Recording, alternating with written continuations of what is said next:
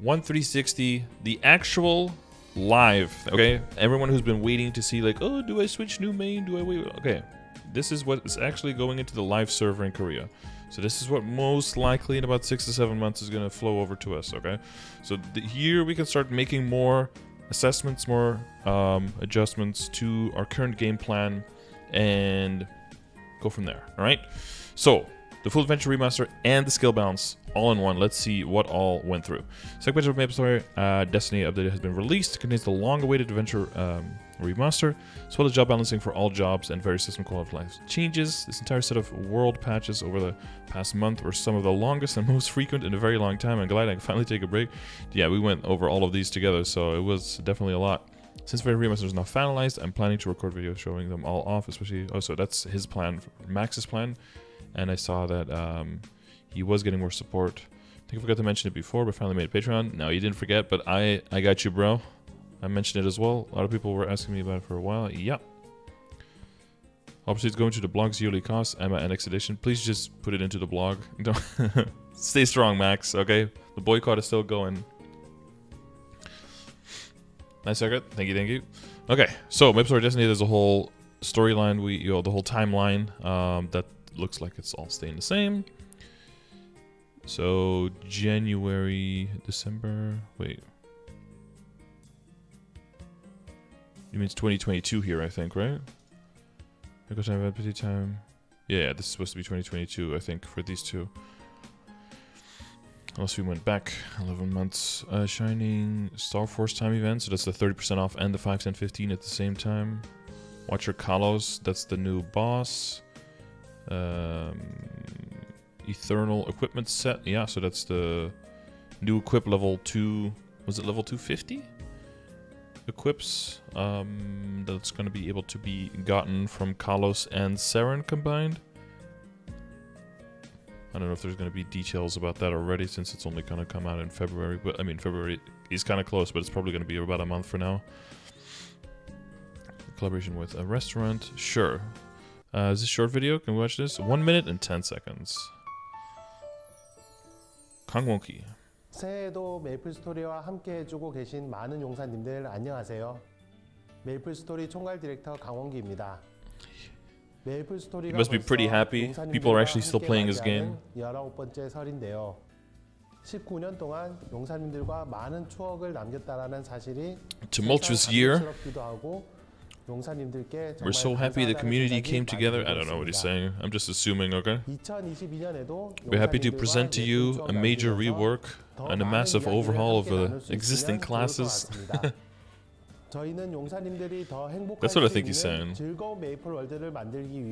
Also, I'm embracing the gray hairs on the side of my face. I'm trying to age gracefully. Please let me know if you like it. Like, comment, and subscribe on this video for more updates.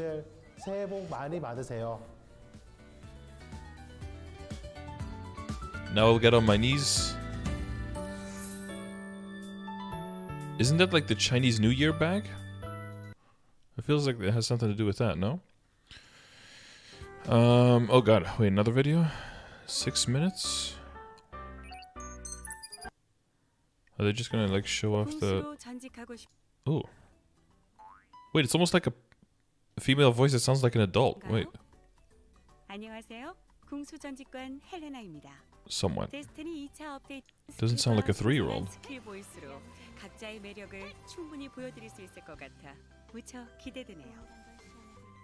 I was like, yeah, is that a shadower? Talking about the storyline. Oof, that's a Urda Nova sexy now. Did you see that? Picking up the Terraburn event. Oh, this is more their general patch video, yeah.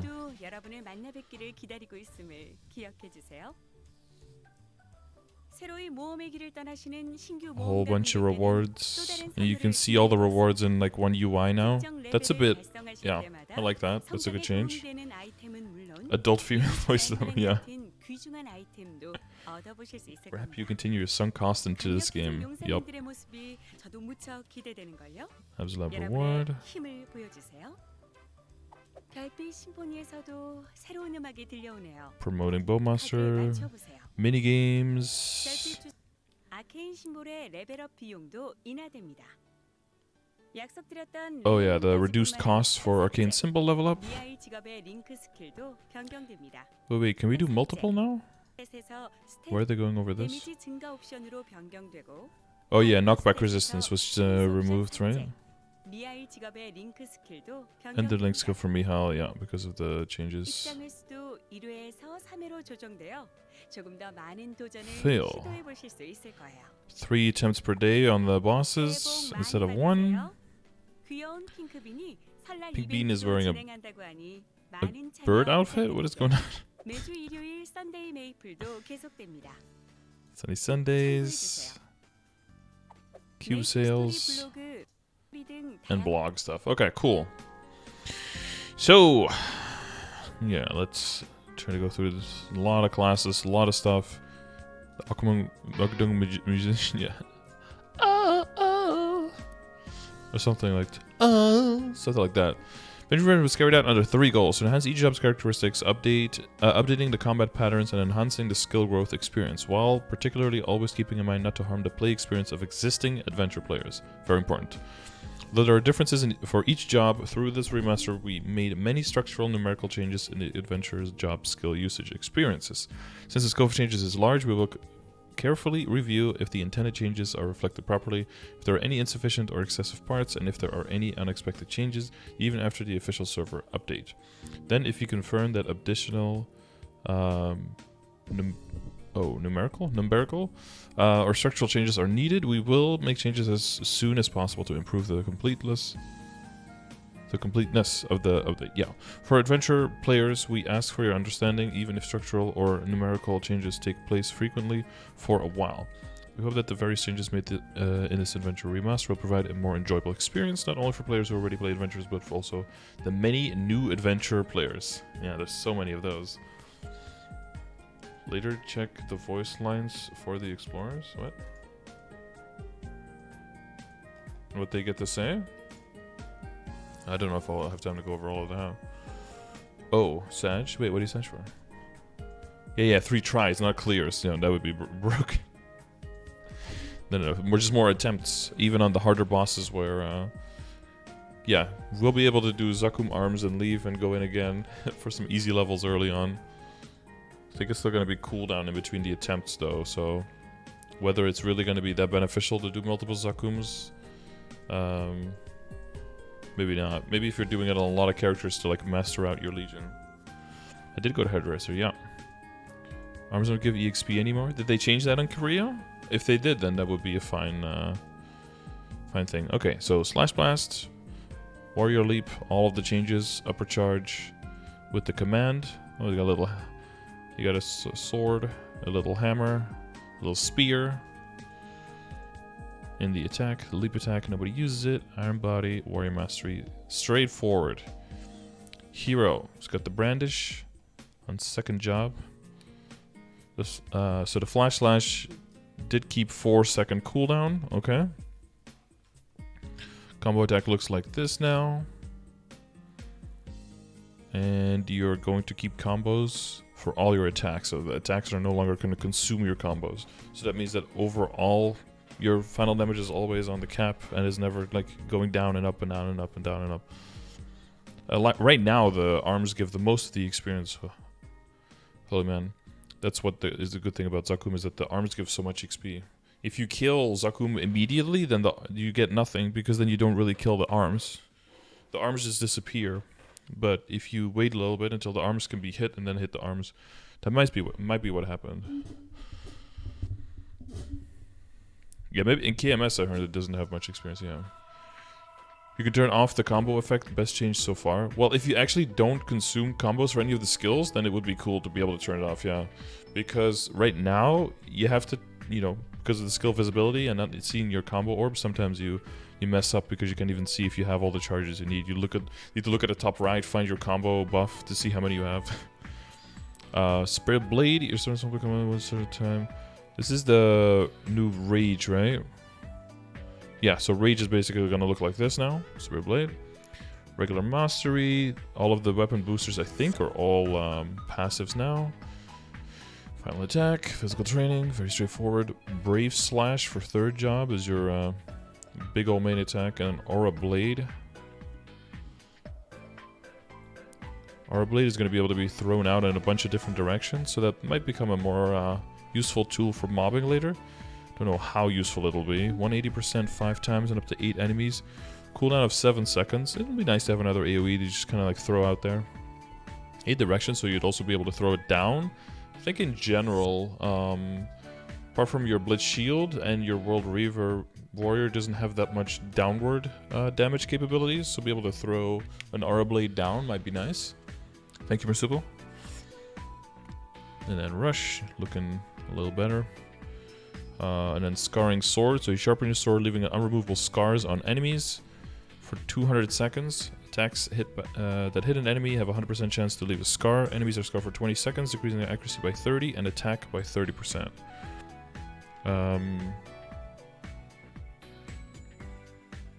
Do we even care about this? I thought this was supposed to be the...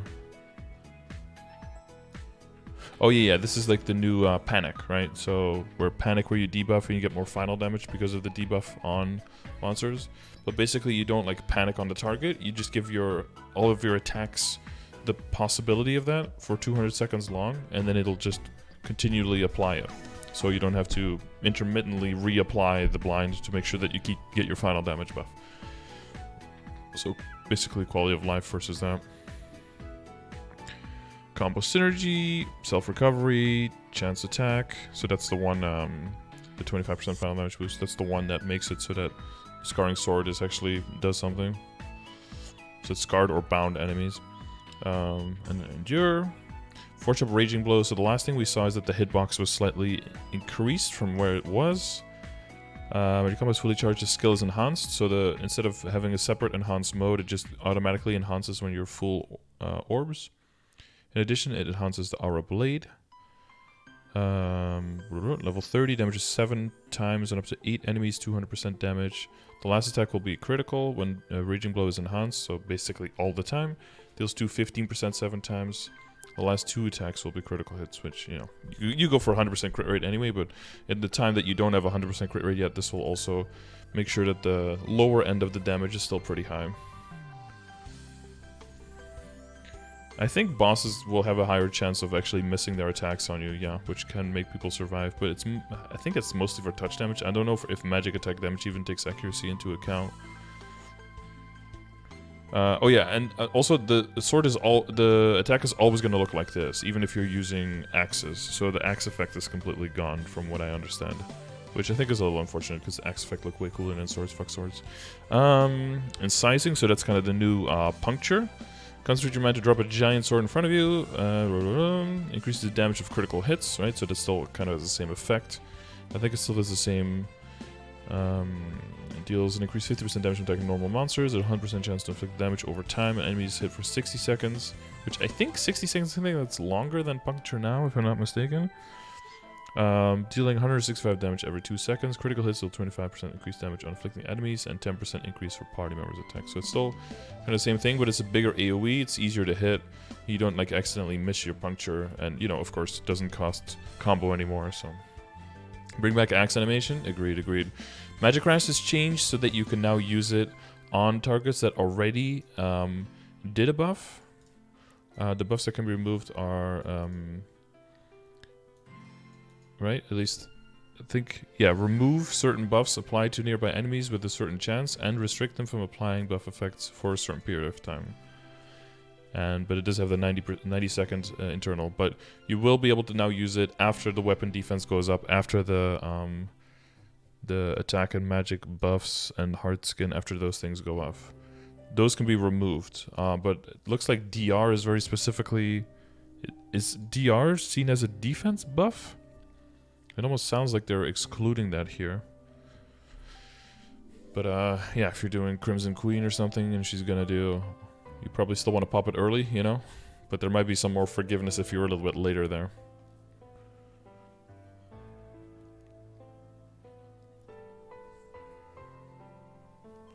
Are they gonna release a two-handed axe character? Who knows, man? What about a character who only uses two-handed axes and blunt weapons?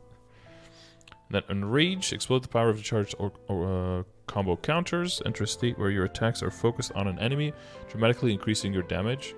So this would do like the empowerment and an enrage thing. So the empowerment is now built into just hitting max stacks, and the enrage is only the enrage part now. So that would still do 25% final damage and 20% critical damage, but then amount of monsters hit divided by 3. But the skills that hit multiple enemies, the number is 3. So I think right now the lowest amount of monsters that you can hit with Enrage is 2, but that lowest amount is going to go up to 3. So that can also be very useful in the beginning. If people are pretty weak and they can't one-shot monsters, you might actually be able to train in Enrage if you can one-shot with that and still hit guarantee like pretty much 3 kills per monsters. And because we have spawn enhancers, because we have totems, you're more likely to have that many monsters close together to be able to actually capitalize on that. It's not going to be ideal, of course, but it can carry you over for a little bit into a situation where you can more easily kill in the non-enraged form, and it'll have a bigger hitbox because you'll always have the empowered form of the skill. Maple Warrior, Hero's Will, Advanced Combo. I don't think there was anything, Combat Mastery, I don't think there was anything changed here. And I believe the hyper skills were the same as well, if I'm not mistaken. And then Valhalla saw a lot of changes, so let's see where that actually was left off.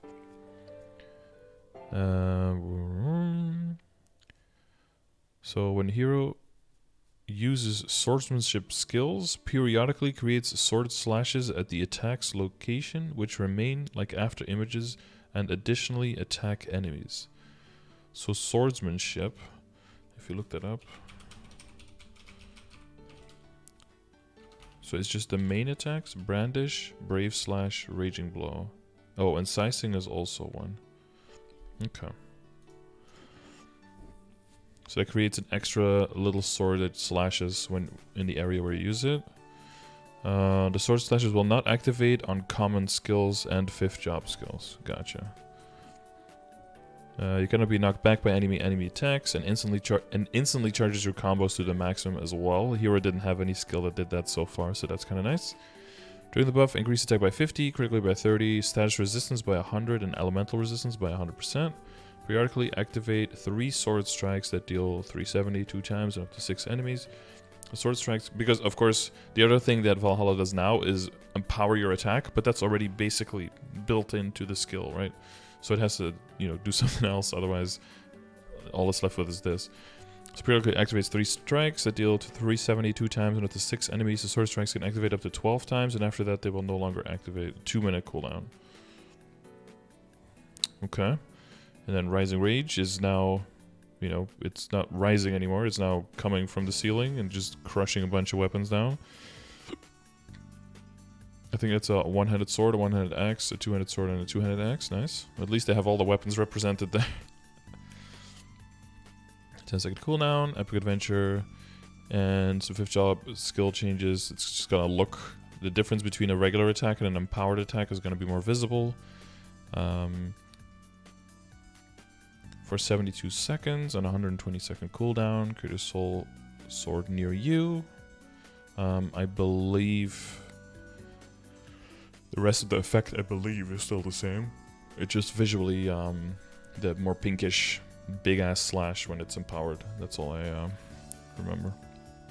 Okay, Paladin, looking like a Giga Chad. So they're removing all of the elemental stuff. It's all becoming holy. A lot of yellow hammer swings going on here. All of the elemental charge stuff is all going to be switched into holy charge. So for holy force skills for 30 seconds, charge 1 holy force up to a maximum of 5. Your damage and recovery rate, excluding potions, are increased by 2%, attack by 8, status resistance by 2, and damage from enemy attacks, including HP attacks, is decreased by 2. So that's all included in that. This is the part where you pool, I think, right? Yeah, you pool monsters close. Booster, stance, mastery, final attack, physical training. That's all very straightforward. It's divine charge. So all of the paladin skills are now all going to look like hammers. No sword effects there anymore. So this is a holy force skill. Restoration recovers your own HP. The amount recovered increases as the skill level increases. Beautiful. I think these are just like reworks visually, but mostly existing skills. Rush looks like a giant Hamar. Noble Demand. This is like completely like new design and everything, but still has the same. It's basically the old Threaten skill, right? Increase your attack and defense rate. So this is Threaten is going to be basic 50% for 80 seconds. So it's going to have their defense rate and then their accuracy by 50% for 8 seconds. So basically it's going to be the empowered hyper skill version of Threaten, and that for like the whole 80 seconds and just lasting for quite a while, and being easier to hit, I believe. Power Shock Guard, that's still same thing. Just, you know, looks differently. Wow. It was red, now it's yellow. Good shit. Combat orders. Bam. I guess decent combat orders might also look differently, right? Shield Mastery. Rosario? It's a rosary, I think, right? Or no? Increases all of these things. Achilles. Blessing Armor, I believe, is also an existing skill, but like completely kind of redone. Everything is in the theme of armors and hammers now. That's what they reduced everything to, or you know, reduced sounds a little bit negative, but redirected everything to. So you get like extra shields to decrease incoming HP attacks, all that stuff. That already exists. It's just gonna look a lot different. Divine Stigma, got him. Summon a giant, powerful hammer. Divine charges damage and range are increased, and Divine Stigma can be used at certain intervals. When Divine Stigma is used, the Stigma of Light is engraved at the location of the attack, and after a certain period of time, the Stigma explodes to attack enemies in a wide range. Party members bonded with Holy Unit will not activate the Stigma Explosion. RIP. Reactivation cooldown 7 seconds, deals 420, nice, 7 times, and up to 10 enemies with 100% chance to silence for 10 seconds, and engraves a Divine Stigma that will explode after a certain period of time. Explosion is 290, 5 times, and up to 10 enemies with 30% increased damage when attacking regular monsters. Okay. And Blast is going to look a whole lot different. You basically summon a Hammer Guardian behind you who just smashes things.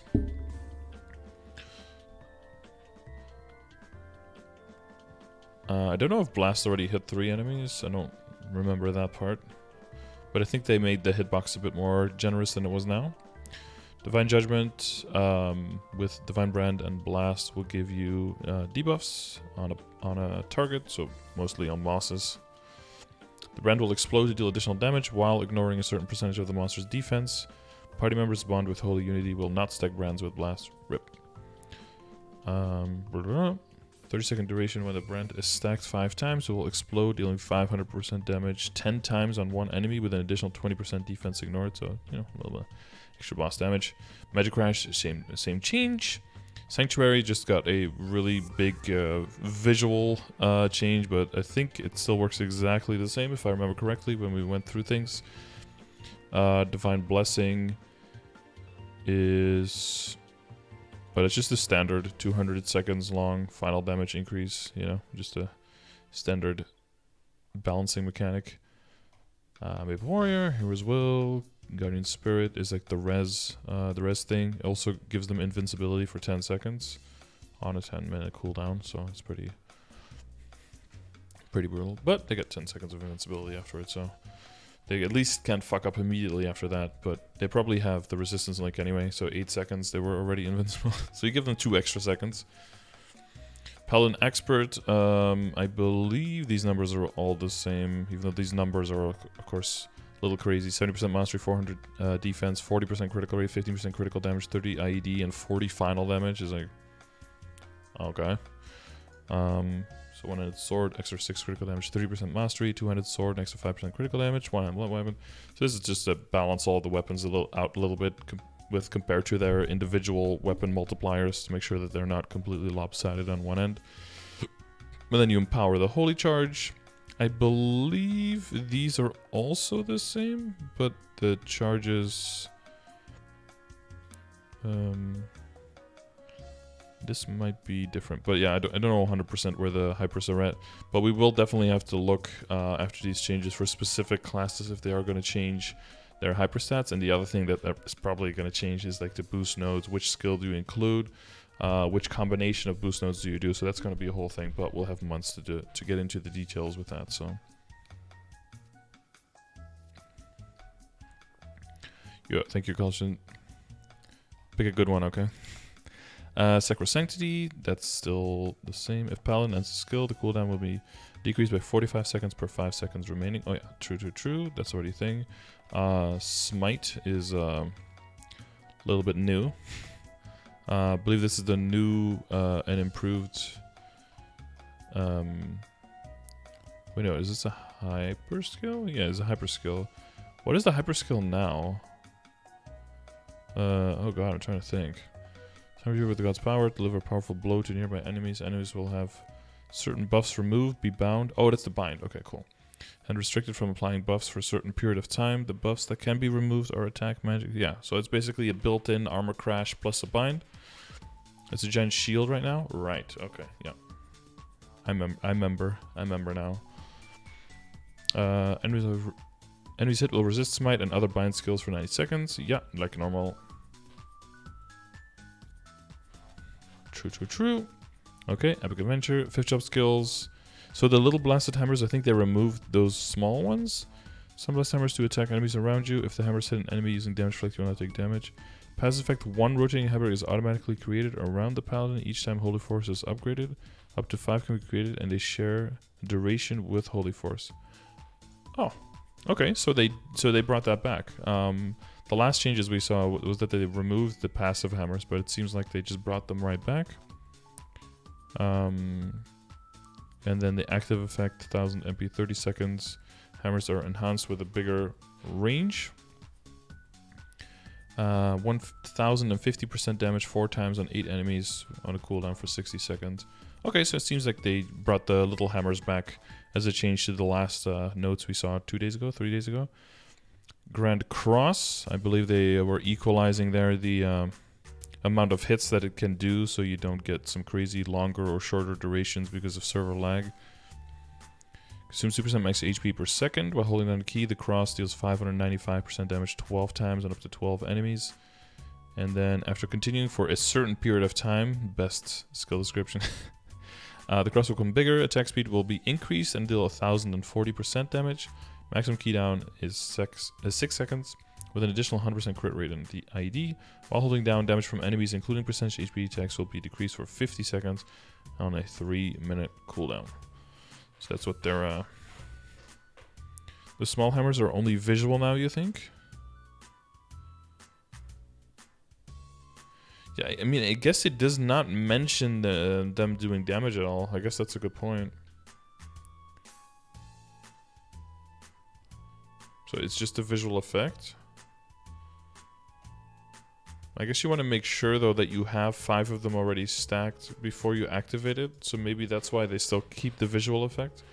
To be fair, I don't know how much of your damage really comes from like the small rotating hammers. It's a very small range. You have to be really close for them to do anything. Okay, Holy Unity. I think they changed the cooldown, right? So for 42 seconds, increase final damage by 72%. Keck. Bond with a party member, they will cast your attacking skills with 37% final damage. Buff skills used by party members will have 62%, plus 1% per 1000 of your strength duration, up to a maximum of 100%, and a cooldown of 90 seconds. So this will be able to be used twice in the big cycles that we've seen, where they're making a lot of the buffs on the classes go up to or diverging to 180 seconds uptime. So this will be a double whammy. Dark Knight. Oh, he's got the same. It's got a lot of hair. Just want you to look at where his eyes are and then how high his head is. I think it'd be the equivalent with if my eyes were here. like in my mouth. But yeah. Second job, so they basically just kind of remade the earlier leveling skills. The Beholder was changed a lot, so that's a toggle now. Beholder Shock, extra Explosion. Hyperbody looking a bit cooler now, although I don't... Well, it does a little bit. It does a little bit. Iron Will, yes, still in there. 270 defense, very useful. So glad that they remade this. 2022 Explorer rework. Give him a skill that gives 270 defense. I don't know what they're doing, but okay. Weapon mastery, weapon acceleration, file attack, blah blah blah. La Mancha Spear is hopefully a useful skill now. I don't think it's gonna be key down anymore. Just a swing. For the people who have gone through third job Dark Knight, La Mancha Spear was most likely the worst skill in the entire game. It looks kind of cool. It looks like it might be good, but it wasn't. Rush, crossover chains. Is this one different?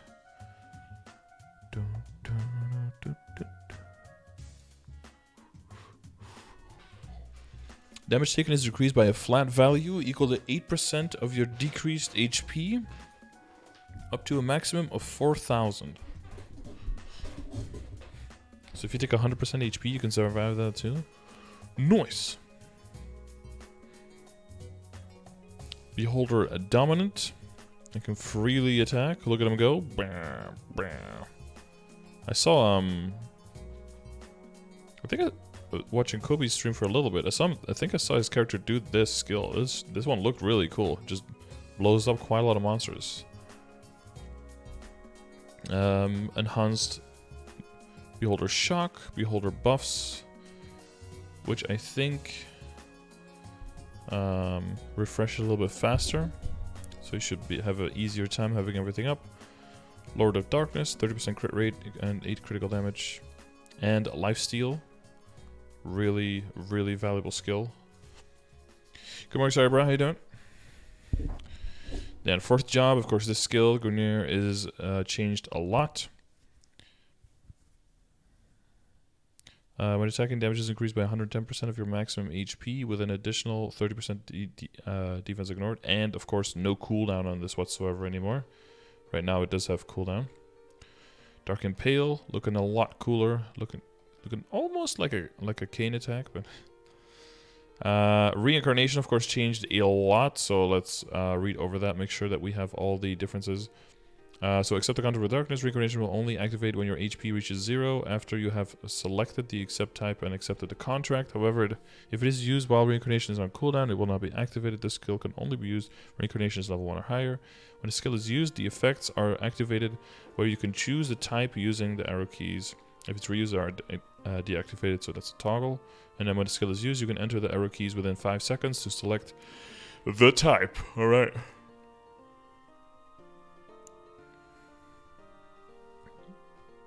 Went from being a downward stab to an upward stab.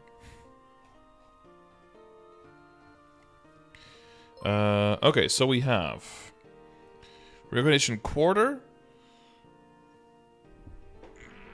2 seconds of invincibility. After it is activated, you must defeat 24 enemies or hit a boss monster that many times within 10 seconds to decrease the cooldown by 70 seconds and has a cooldown of 180.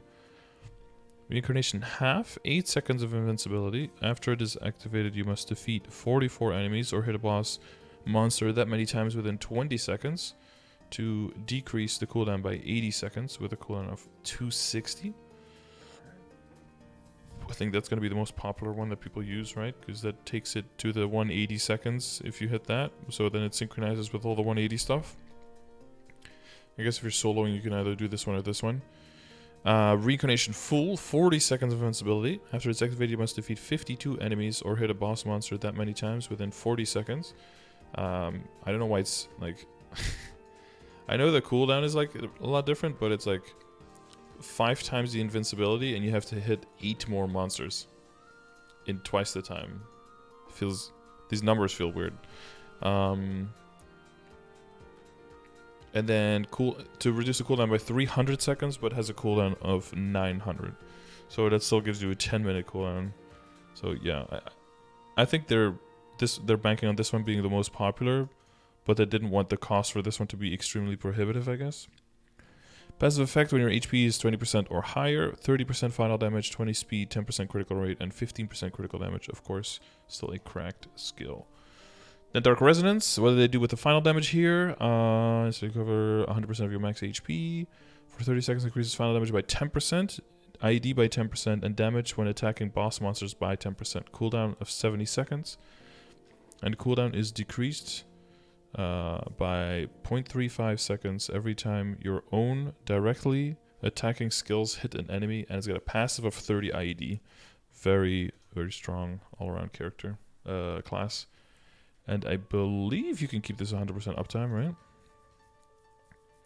0.35, 40 attacks. Maybe not. You have to do 120 attacks in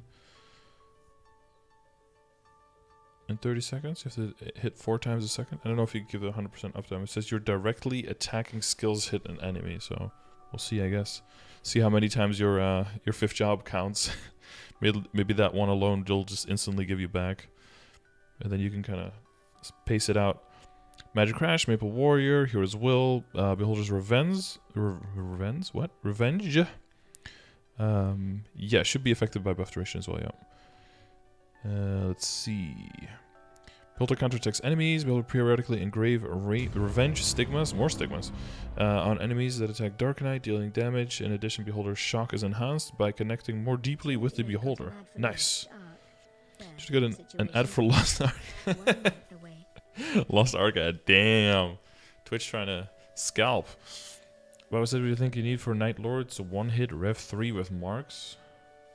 One hit with marks? No clue. Any Night Lords in the chat? Have any idea there? Thank you, Punisher. Thank you for resub, dude. Thank you for the 11. Almost at that 1 year. Reactivation cooldown 5 seconds. And Beholder Shock 3 deals 376 times 10 enemies. Then activates 4 after images of condensed darkness that deal another 350 damage 3 times with a cooldown of 10 seconds. So the Beholder is going to just be throwing out damage. I think mainly useful on mobbing, maybe not as much on bossing, but I guess we will see. 15% critical damage, 30 attack. On the mastery stance, I believe these numbers were tweaked, right? Mainly for the final damage on Reincarnation. So now it is Reincarnation's passive final damage boost is increased by 5%. This stacks additively with the passive effect. I believe right now it's 30 or something. So that's pretty different. When Reincarnation is active, the number of enemies required to decrease the cooldown is decreased by 30%. I don't think that one is going to be necessary at all anymore because of the changing of the current numbers, but we'll have to wait and see. And then crit rate, Reincarnation's passive critical rate boost is increased by 20%. Just a free 20% crit. I don't even know if Dark Knights really need. You'd have to look over the numbers, but there's a lot of crit in this, a lot of crit and IED in this kit, so it's good stuff. Dark Thirst, 30 seconds, 80 attack, and when attacking, recover 9% of your max HP, so even more lifesteal. 30 seconds every 2 minutes. That's interesting that that's still on a 2-minute timer. I would have thought that they would change this to like a 90-second timer as well, maybe to sync it with the 180 stuff. That's kind of interesting that they didn't touch this one. Dark Synthesis, big ol' AoE, 10-second cooldown, Epic Adventure, 5th job, skill changes. Here comes the Dark Waifu.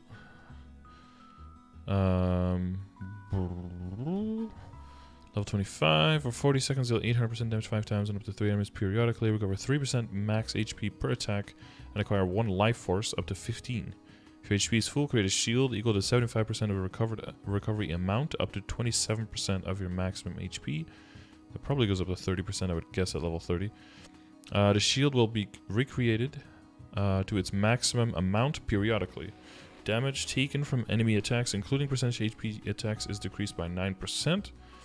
And when the skill is used again and ends, activate a Dark Slash that deals 25% damage 13 times and up to 8 enemies, with 1 additional slash activated per 3 acquired life force on a 180-second cooldown. So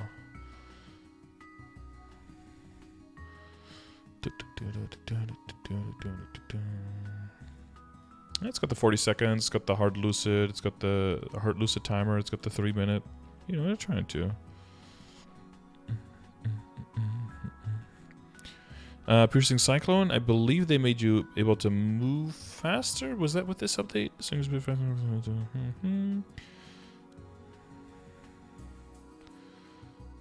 When enemies hit, heal 1% max HP. When the key is released, perform a final attack that activates 5 shockwaves. Each deals 600% 15 times and up to 12 enemies. When enemies hit by the final attack, heal 10% max HP. All of Pierce Cyclone's attacks have an additional 100% crit rate and 50% IED on a 3-minute cooldown. I guess it doesn't mention here specifically how fast you're able to move. It might still be on 100% then. Magician's change of Energy Bolt, being able to hit through walls and stuff because it's just an explosion instead of a direct projectile. Change Magic Guard a little bit. Teleports are different. Mana Weave is some weird stuff. So you get an upwards jump and then you can activate it again in the air if you want to slowly float down to gain even more uptime. So basically with this, and maybe even just with this if you time it correctly, but if not with this and Blink, like you can avoid the dragon in Lucid at all times. Like it's easy. 10 years younger? I don't know with that rate. I also did shave though, so like I told you, dude, if I did these 2 things, I would look a lot younger than I looked before, man. Look at this. Why don't warriors get this? Well, you get cool armor and like flashy big bladed swords and stuff. Do we still have the 90 defense? Yep, they still have magic armor for 90 defense. Please, why?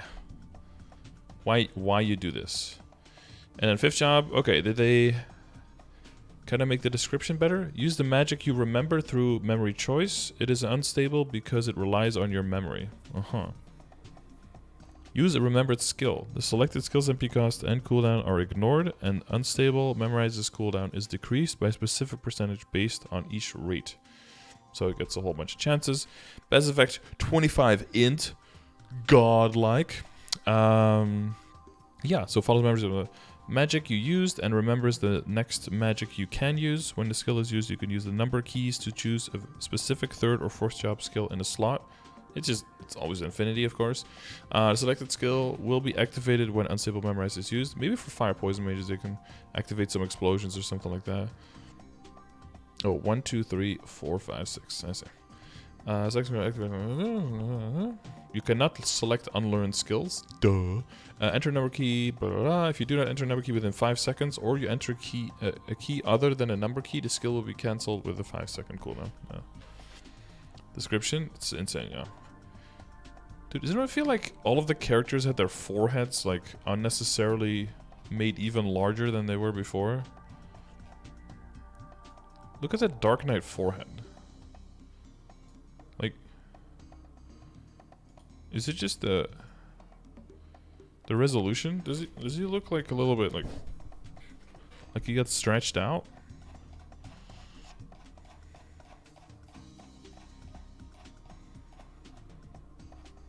So the website's sick name. Well, they said it was going to be a minor patch. Then it made sense that it was going to be 6 hours. And then they were like, oh no, it's turning into maintenance. 6-hour maintenance? What? It's just anime characters? I swear they stretched their heads slightly from the earlier pictures. This one too. Like the eyes are here and the head goes so... That goes so far. Okay, 2nd job. Flame Orb. Bam. New skill. Elemental Drain, or at least it looks cooler. Poison Breath. Good stuff. Meditation. Magic Acceleration. Ignite. I think Ignite was no longer going to put you in combat or something, right?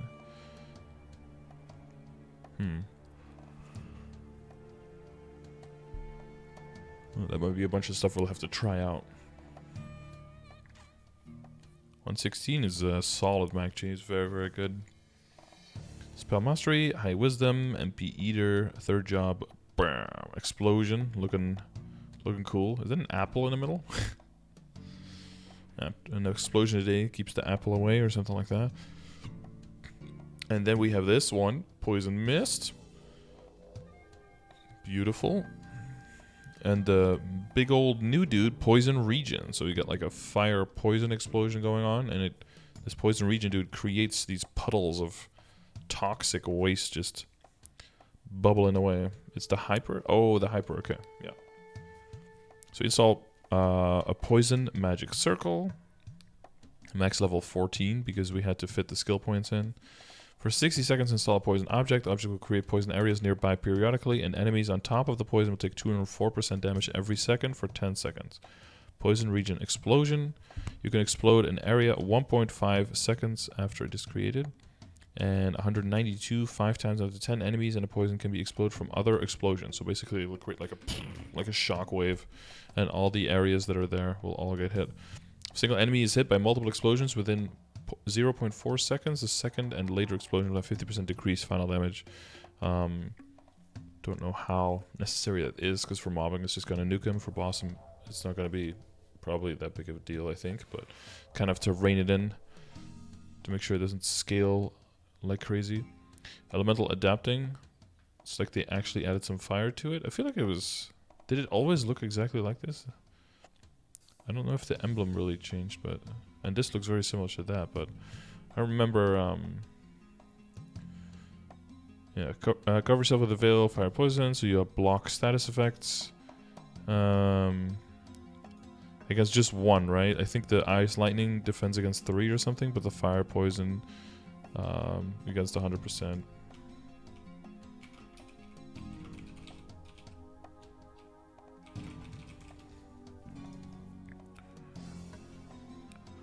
Teleport Mastery, beautiful. Extra teleport boost. This is like almost all the mages are getting one of these, where you can extend the duration if you want to. Elemental Reset, Elemental Application, Magic Critical, that's all the same. Extreme Magic, Fire, Poison. That's all nothing new. Force Job, Flame Sweep, so this is the old Reflect. It really doesn't look like you're... Sorry, not Reflect, Paralyze.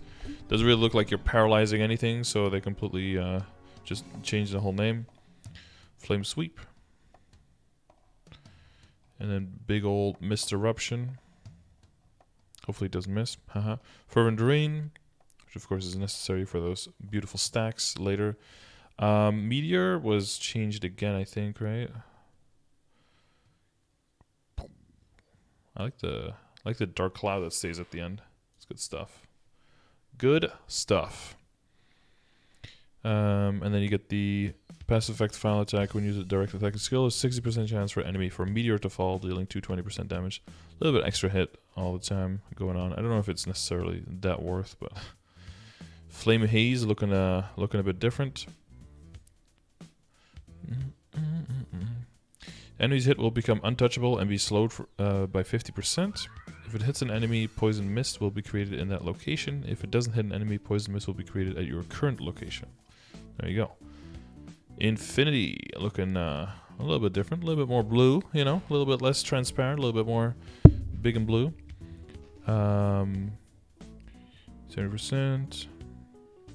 Final boost, blah, blah, blah. And as you see, there is no more knockback resistance on here because knockback resistance is now 100% inside the kit for all of these classes and been added for all of the classes in the game at this point. So no longer necessary to get that Mihai Link skill and all that. So everyone is getting an extra Link skill slot if you were using it so far. Again, this is 6 to 7 months away, but, you know, rejoice in, you know, responsibly. Some of the Ifrit looking clean. Maple Warrior, Hero's Will, you know, Drill, yada yada, Arcane Aim, Master of Magic. Slightly...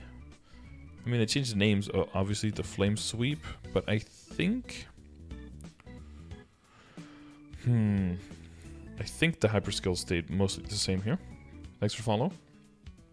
As for the Fire Aura, I believe this is the one, yeah, that doesn't put you in combat anymore. That's of course nice. Every 3 seconds deals 400% damage to attempted nearby enemies. Enemies hit are inflicted with the DOT. 500% damage every second for 30 seconds. And of course, DOTs are what you want to have. You want to have as many DOTs going on to build Fervent Drain, and then with the Fervent Drain you can do longer summons on your 5th job. Megiddo Flame, very blue. It's going to be 3 flames instead of 1, and it's going to bounce around. Megiddo Flames is the enemy. The second and later flames will have 55% decreased final damage. Enemies burned by the flames will take 700% damage every second for 30 seconds. And it's got that good old 50-second cooldown. Epic Adventure, 5th job skill. The poison chain, I believe, was changed to spread, have like a longer incubation time and spread more easily. The longest skill description possibly out there. If there are no enemies nearby to infect, a poison crystal will be created for 10 seconds. And it will affect one nearby enemy if a monster spawns there within the next 10 seconds, and then it will continue. If the duration ends, it will disappear without infecting anything. Poison can stack up to 5 times, and explosion damage will be increased by 55% points per stack. Explosion can be activated up to 9 times on a single enemy, and up to 22 times in total added from all enemies. So, different limits for mobbing and for bossing. Ice, a Lightning, Archmage. A little bit of a revamp of the earlier skills, make them look a bit cooler. I hope they call this Lightning Bolt instead of Thunderbolt. Chilling Step. So at this point you're basically just the Ice Lightning version of the Fire Poison. It's very, very much the same. 3rd job gets a little bit more different. The Ice Strike is looking much more like, you know, actual spikes being driven through you rather than like, oh, it's so snowy and so comfortable. No, it's like you're getting impaled on stalagmites, you know. Elemental Adapting. When you defend against a critical status effect, create a shield that absorbs all status effects for 30 seconds. Oh, so it's also 1, but it makes you immune for 30 seconds. That's quite nice. But yeah, 6 minute cooldown. 4 minute cooldown, sorry. Glacial Wall. Push away enemies. Thunder Sphere, so that's the replacement of the old Thunder Cloud.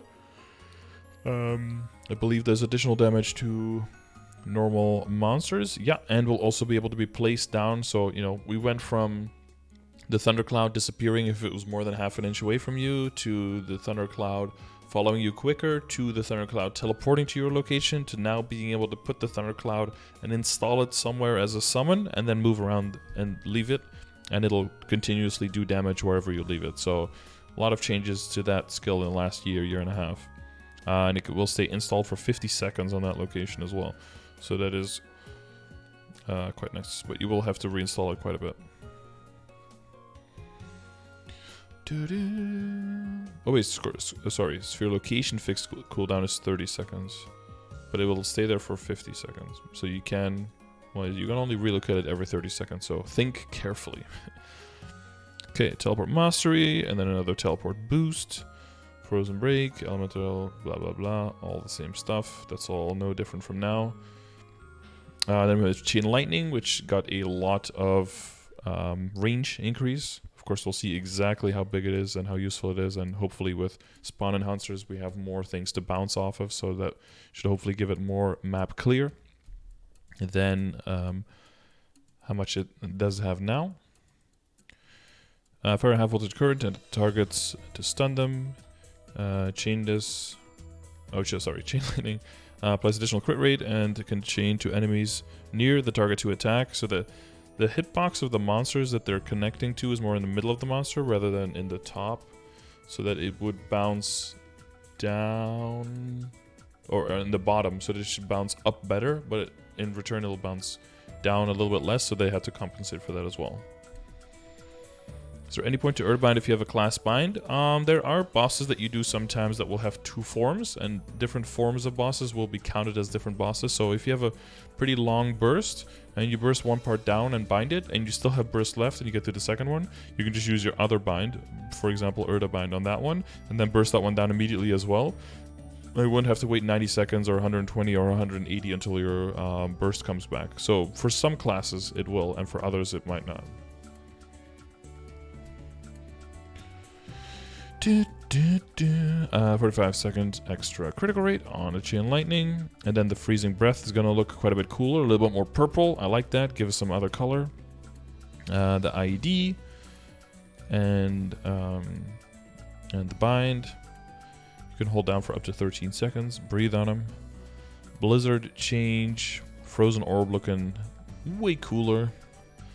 Infinity, of course, also the same. No more knockback resistance on that. Alkines, Alkines, whatever you want to call it. Vaporia here as well. Master, blah, blah, blah. All the same. Again, I'm not 100% sure on the hyper skills if they're all the same or not. That's a little bit harder to remember exactly what they were, but I believe that they're still the same. This teleport range increase might have been lowered or something, but I think it's generally still the same. So Ice Lightning getting another iframe? No.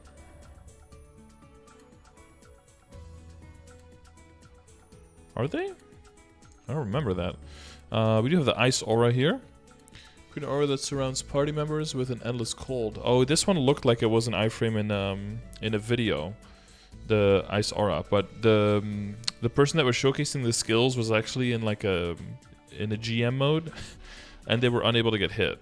So it's kind of confusing if you're presenting new skills on a character that cannot be hit by skills, because then it looks like you're getting iframes. So that was what I was a little bit confused about when we saw the first presentation of the skills. Increases nearby party members, including yourself, status resistance by 20 and elemental resistance by 20, 20% damage reduction, periodically stacks the freeze up to 15, and then the vortex, 15-second duration. Allies within the vortex will apply the same effect as Ice Aura. It will stack freeze on enemies quicker. Vortex recreation cooldown 60 seconds. This is very useful because you deal more, I think, is it more percentage damage and higher critical rate, something like that, or critical damage on characters that have stacks. If you have ice stacks, then your lightning deals more damage, but of course if you're trying, as it deals more damage, it also consumes one of the stacks. So to make sure that you don't run out of stacks if you're just spamming lightning skills in like 2 seconds, you could throw up the vortex from the Ice Aura first, and then throw all your lightning out, and then it'll constantly be refreshing the stacks, and all of the lightning skills will also hit harder. So that's the idea behind this one. Elia, we're still at the Explorers. That's the Lightning Sphere, the new look. Epic Adventure, and then Thunderbreak damage increased from 1600 to 1875, so that's gonna hit quite nice.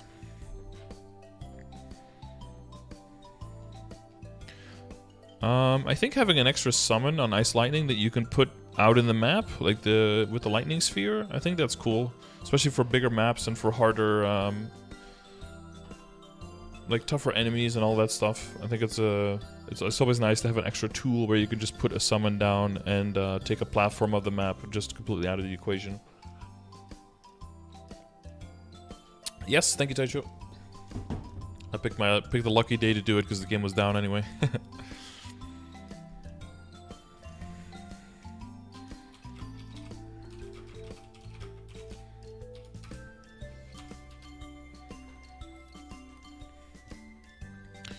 Second job, Holy Arrow.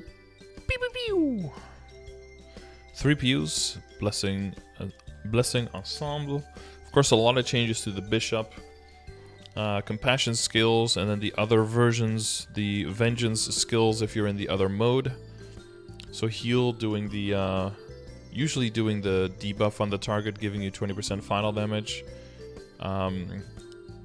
That is no longer there. The Vengeance mode also doesn't do that, but this one does the defense decrease by 44% for 60 seconds, and it has a 10-second cooldown. So basically the IED debuff is on this one. 44%, you know, just casually. And it's just a second job skill. Bless. Magic Celebration, Invincible, Spell Mastery, High Wisdom, MP Eater, Standard. Shining Rays, got a nice new effect. She actually has a sword now, even though she's still using magic to hit, so I'm not sure why she's holding that sword, but, you know, just go with it. Holy Fountain, changed a little bit, but also has the other Vengeance form when you're in the other transformation. This one from what I understand, it'll work as a fountain as well for like the healing part, but on top of that will do damage. The description doesn't say that it will heal though, so we'll have to get some confirmation on that. No, they didn't catch him. She was okay. I did swing by after I got my haircut, but she was at some friends and I didn't know which one, so I gave her a call, but of course she didn't have her phone with her because, you know, boomer mom. Yeah, so this one does 60% damage 5 times and up to 8 enemies, cooldown 30 seconds on a 60-second duration, so you can move it around a bit more than the entire duration. You don't have to keep it in the same spot the whole time. Divine Protection, that's still the same thing. Mystic Door is still useless in boss fights. I would have loved to see bishops be able to use this as a transporter, similar to the mechanic transporter in boss fights, but unfortunately, no. Dispel has added can remove critical status, including stuns, darkness, reverse keys, and undead. I believe these were already in there, but stuns is new, if I'm not mistaken. So I can actually dispel stuns now, which is pretty damn cool. Yes, it is maintenance right now, as the website says. Another hour, or I guess another 30 minutes. I think the button is clickable, but it doesn't mean that, you know, the maintenance is done early. Triumph Feather is the vengeance form of Cleanse. 120-second duration. During the buff, when your own directly attacking skills hit an enemy, create 4 angel wing feathers that chase enemies for 4 seconds and deal 200% damage 4 times. Angel Feather relocation cooldown of 2 seconds, and it says 60-second cooldown as well. So, not sure why it has a 60-second cooldown if it has a 120-second duration. If it's something that only triggers when you hit, but I guess they're expecting you to switch back between the phases, but you don't have to switch back every 60 seconds. You can just refresh it whenever. Yeah, this is months away. Holy Symbol looking quite a bit different. Teleport Mastery with a teleport boost, you get the picture. Holy Magic Shell looking, you know, a little bit updated. Magical Crit. Holy Focus. All attacking skills and healing skills critical rates are increased by 40%, and Magic Mastery is increased to 70%. Oh, that's where all the crit comes from in Bishop. Just casual 40% crit rate for everyone. And then Angel Ray, which I believe is always going to be empowered or something, right? Aimed at the enemy with the highest HP. The Holy Sword, I really don't see a sword in this, but sure. Undead and demon enemies will take increased damage. Very relevant for 2022. Party members will have their HP recovered. Deal 225 damage 14 times on one enemy. Party members, including yourself, will be healed for 10% max HP. Enemies hit by Angel Ray will be inflicted with the debuff for 20 seconds and increases all allies' final damage on them by 2%. The debuff can stack up to 5 times, and the final damage is additive. Yeah, so that's... Basically, they took the IED debuff from this one and gave it to the equivalent, the damage equivalent of heal, and then they took the heal final damage debuff and they gave it to stacking to Angel Ray. Yeah, so they moved them around basically. What are we looking at? The current, well, just yesterday? No, today. Yeah, today's patch notes for Korea with all the Explorer revamp changes and the giant skill rebalancing stuff. Okay. Then we have Genesis. 45-second cooldown. Rip. Gone out of the glory days. Big Bang. So Big Bang also no IED shenanigans going on there. Blessing Harmony. Your final damage is increased by 3% for each nearby party member that is receiving your buff effects. Very Kana of you. Okay, how did this skill end up getting in there? Alright. Holy Water Compassion. Every time Angel Ray hits an enemy, you obtain holy water from the enemy's purified blood. When the skill is used, you can summon cold chalices filled with holy water.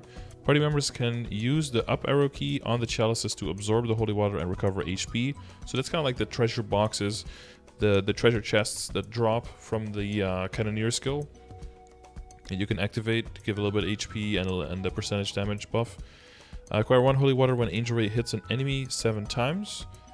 You can acquire up to 5 holy water. And then active consumes 100 MP, requires at least 1 holy water, consume all of your acquired holy water, and create chalices nearby. If there is not enough space to summon the chalices, only some of them will be created. Ouch, why not just stack them? Damn. Chalices have a duration of 5 seconds, plus 5 seconds per 2,500 intellect. Party members can use the up arrow key to recover 5% max HP, plus 5% per 2,500 intellect on a 10-second cooldown. Yeah, not sure how super important this is going to be, but you know, maybe extra healing out there I think could be nice. Maybe there's going to be bosses out there where you actually need to heal. Honestly, at this point I see them making a boss where you cannot use any potions to heal. You have to rely on the other person's skills, but then like lifesteal skills and GMS with healing fams is just gonna waltz through that shit as well. And then we have the Vengeance form. So this is Holy Blood. A lot of... Okay, by shedding Holy Blood, you cannot recover for a certain period of time, but you can exert more power. You can use skill again to cancel it. For 10 seconds, increases damage taken by 20% and decrease HP recovered from skills by 99%. Recovery from items is not affected. Okay, so you can just still slam potions. Increase your final damage by 1% plus 1% per 5,000 intellect. Cooldown 300 seconds. The cooldown is decreased by 10 seconds per 5,000 intellect and can be decreased up to 120 seconds. I'm still not sure how to feel about this. I feel like even as a bishop, if you're like slamming int, you're getting like 10 seconds of 10% final damage every 180 seconds, and you take 20% extra damage, and your HP recovery of your own skills goes down 99%. I mean, I get what they're trying to do. They give some more burst, but I'm just not sure if this is worth all the trouble. They were reworked the numbers a bit. It went from a percentage damage to a final damage.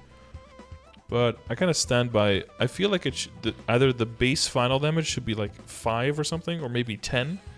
Or it should be like at least 1% per every 2,500 intellect or something. I feel like at this point... or the number should be different for reboot and non-reboot, because it's harder for us to get stat. Because I'm looking at this from a reboot perspective, like, man, if you're like a 50k intellect bishop, you're getting 11% final damage for 10 seconds over 3 minutes with the reduced healing and stuff.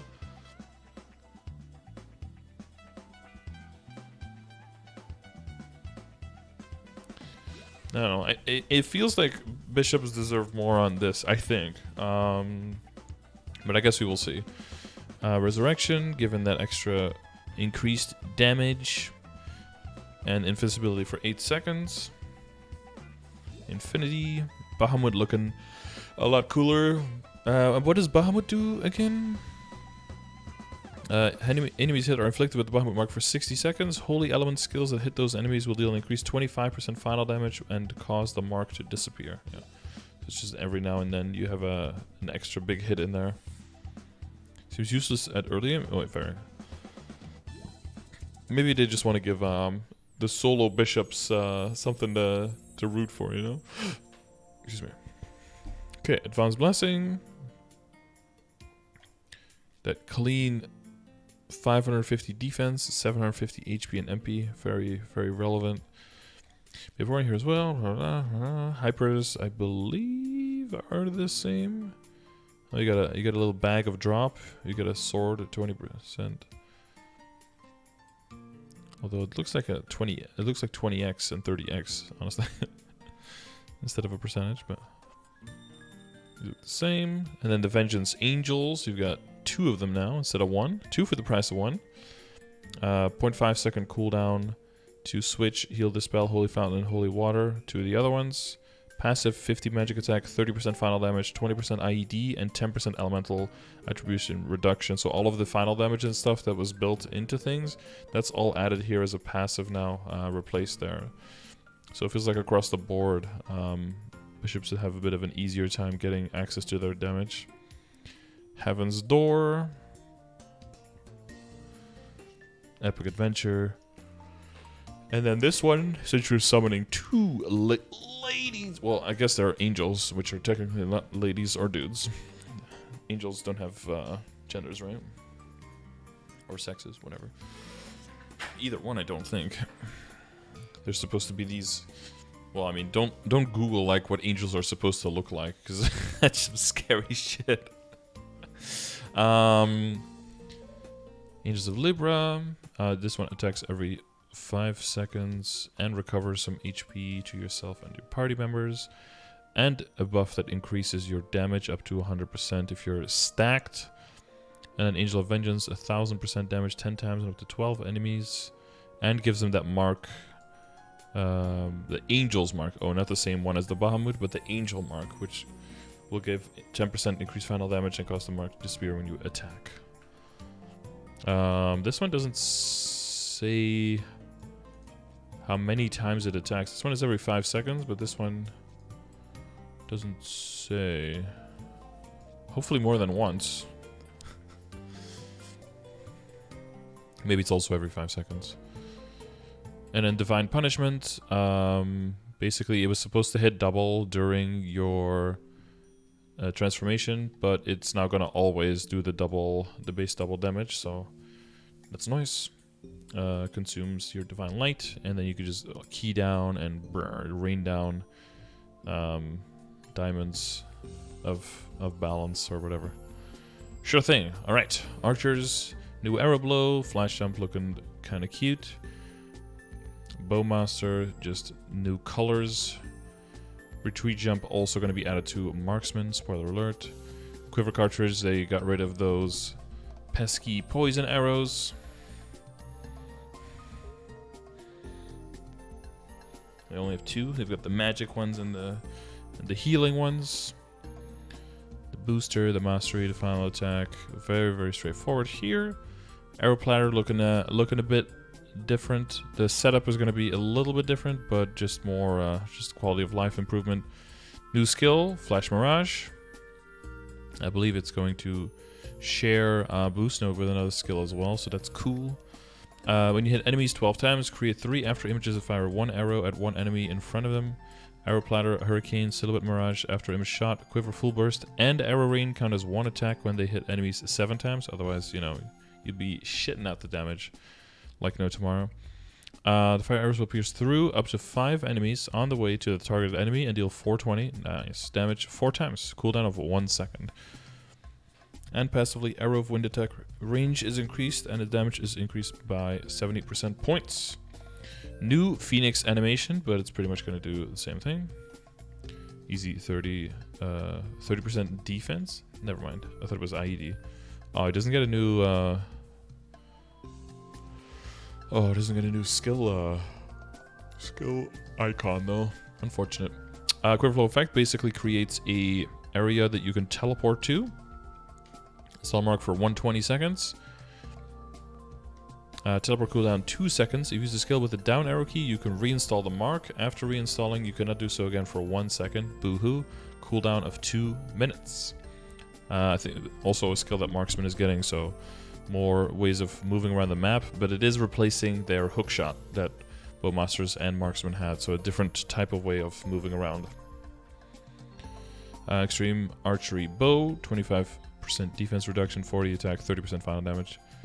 Standard mortal blow, concentration, dodge. Dodge now getting part of the stance, also 100% stance on these characters after the changes. Fourth job, hurricane, fire arrows at the speed of a storm. Yeah, if you hold down this key down, you will fire arrows continuously, and you can move while using the skill. The arrows will prioritize monsters with highest HP, and I believe the startup of the attack is way faster now to immediately start shooting at breakneck speed. You have a 13-sec bind, technically, but then takes the Ice Lightning completely out of the equation as well. If you just tap it, it's still a 10+ second bind. So it's still useful even if you just tap. If you want longer binds, just get a con out typically. Uncountable arrows, an upgrade to Flash Mirage, Advanced Quiver. Sharp Eyes, with a kind of spooky slightly spooky new animation and all that. Maple Warrior, Hero's Will, Bow Expert. Got that 16% critical damage. I believe it's 8 now, right? I could be mistaken there. I believe they increased that. Illusion Step. Advanced Final Attack. Armor Piercing. Got a little bit of a change. Hyper Skills, I believe, still the same. Some hyper skills were, you know, like a 20% change to a 10% or a 20% change to a 30%, something like that. But in general, so far, no huge changes yet. Preparation, raise your bow to the maximum and prepare yourself for battle. 30 seconds, 50 attack, and attacking boss monsters plus 20%. 90-second cooldown, so that's another double whammy on a 180. Wind of Fray, so that's the big AoE. Enemies hit are slowed by 30 for 20 seconds, cooldown of 15 seconds. And then the Epic Adventure, of course, but of course. After image shot, I believe was changed a bit. Duration for 30 seconds. During the buff, if there are enemies in range, create after image for 3 seconds and periodically fire arrows, which deal 800 damage 3 times. And that's on a 120-second cooldown.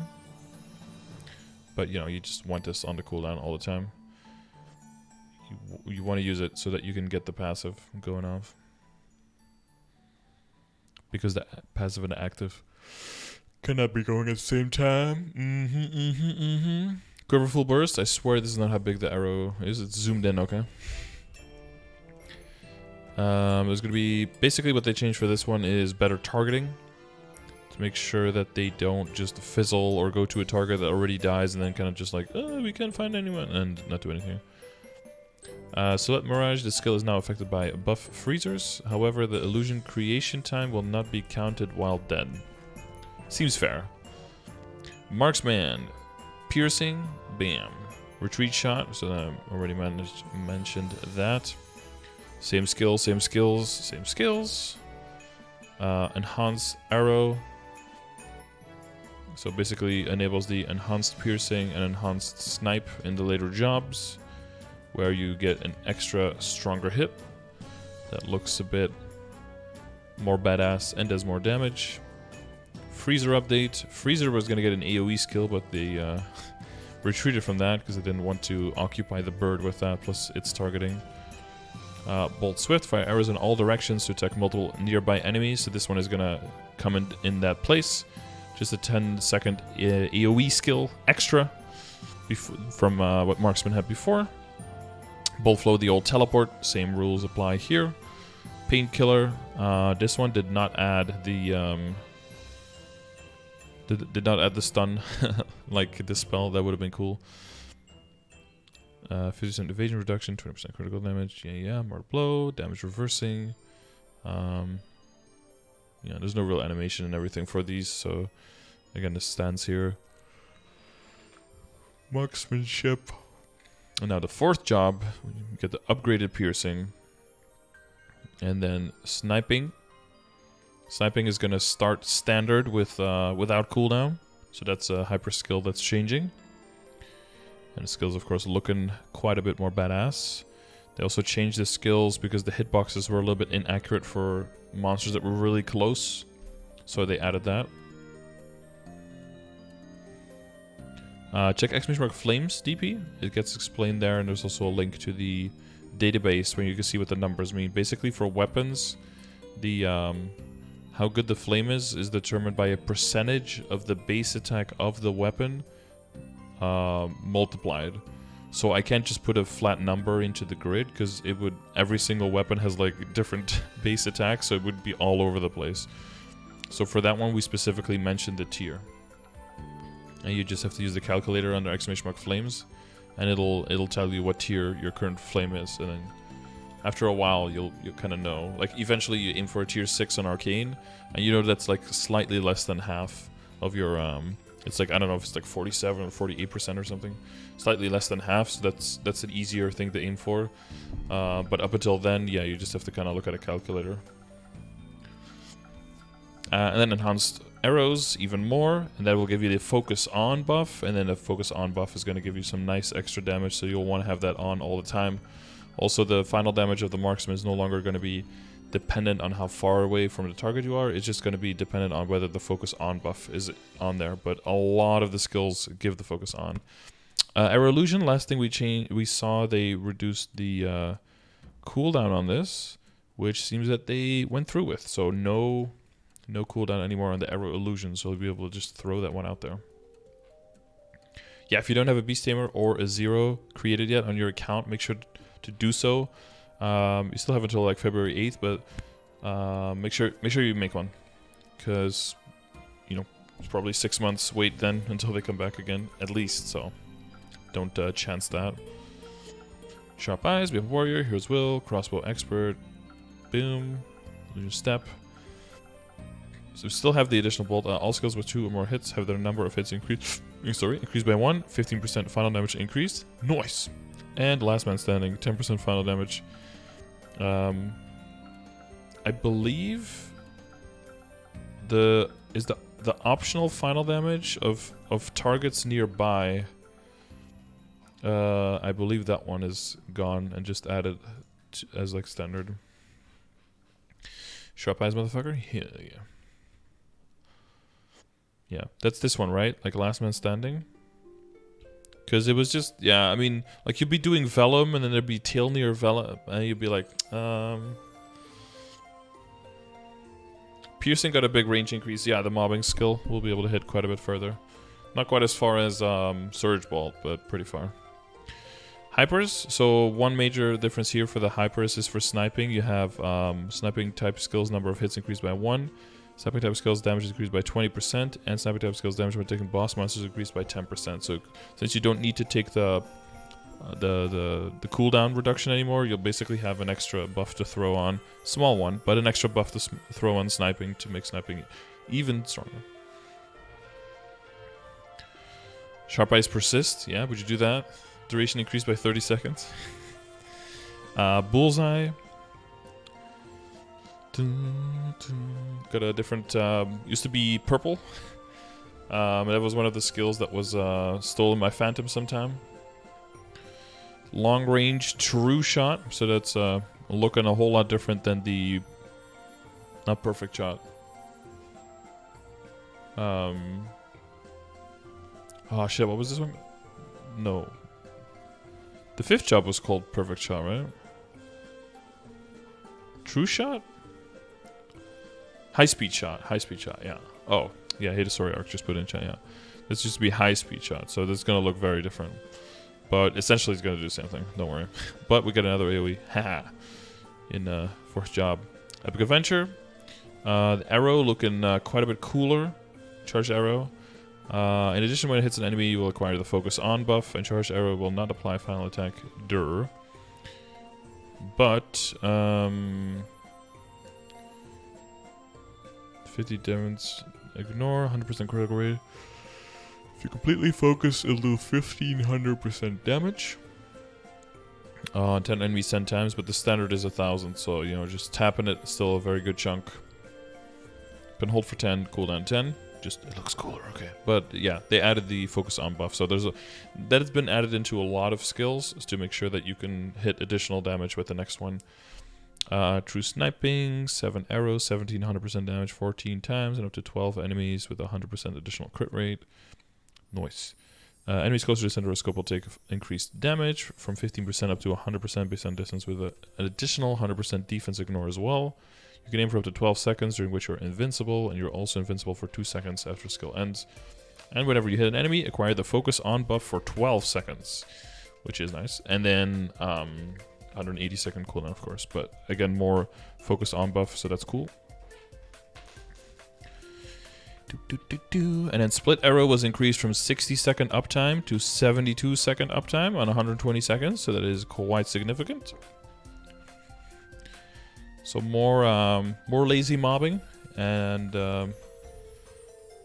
more AoEs to throw in, so the mobbing should be quite a lot nicer.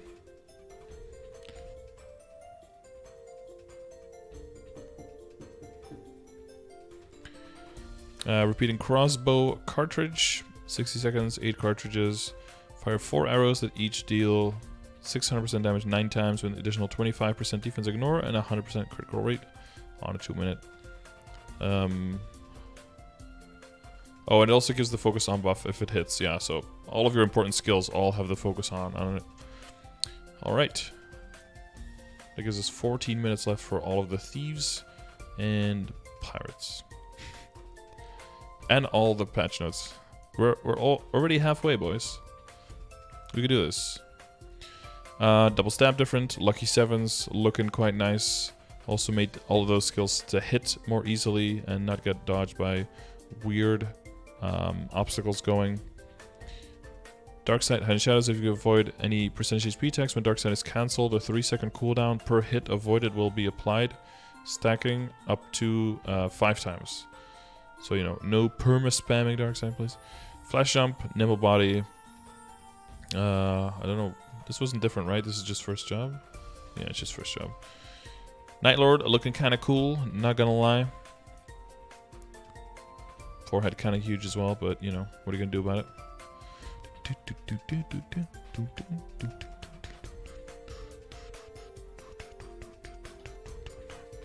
Shuriken Bursts looking different. Wind Talisman all looking kind of different. Mark of the Assassin toggle. And the main thing is, of course, is that you are not going to be consuming stars, throwing stars anymore as a Night Lord, and you get the Shadow Rush skill, an extra combat step kind of skill. And every time you attack an enemy inflicted with the Mark of the Assassin or Mark of Night Lord's Assassin's Mark, the cooldown is decreased by 1 second, and the standard cooldown is only 5, so there's going to be a lot of dashing around. You're basically going to become Mini Kane when you're playing this class. And you get an up jump as well, you know, just to add that onto the whole thing. And then third job, triple throw, and big old shuriken challenge.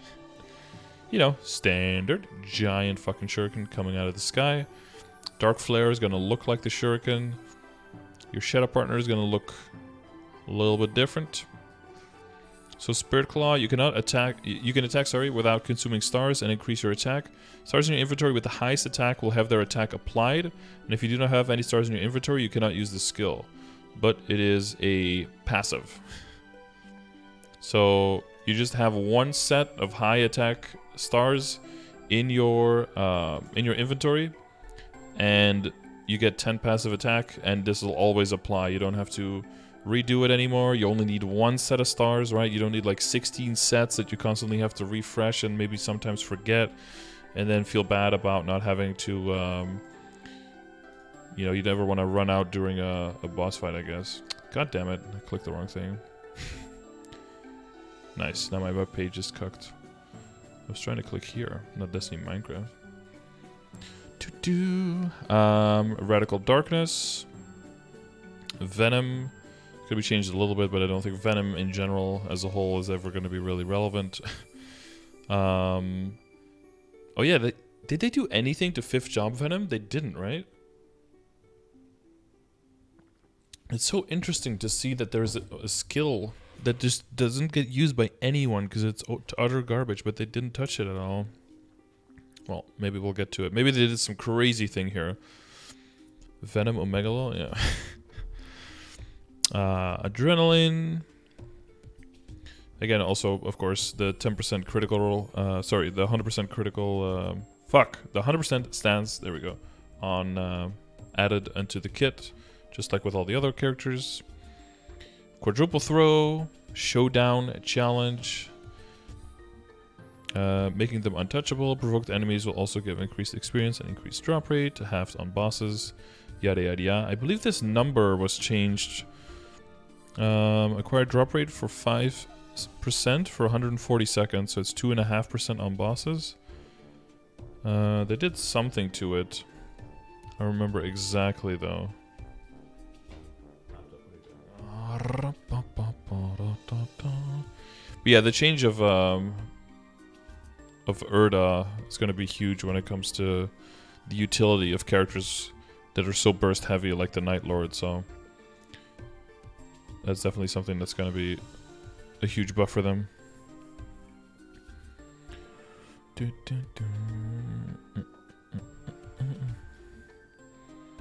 It was 8%? Yeah, okay, that's what I thought, yeah.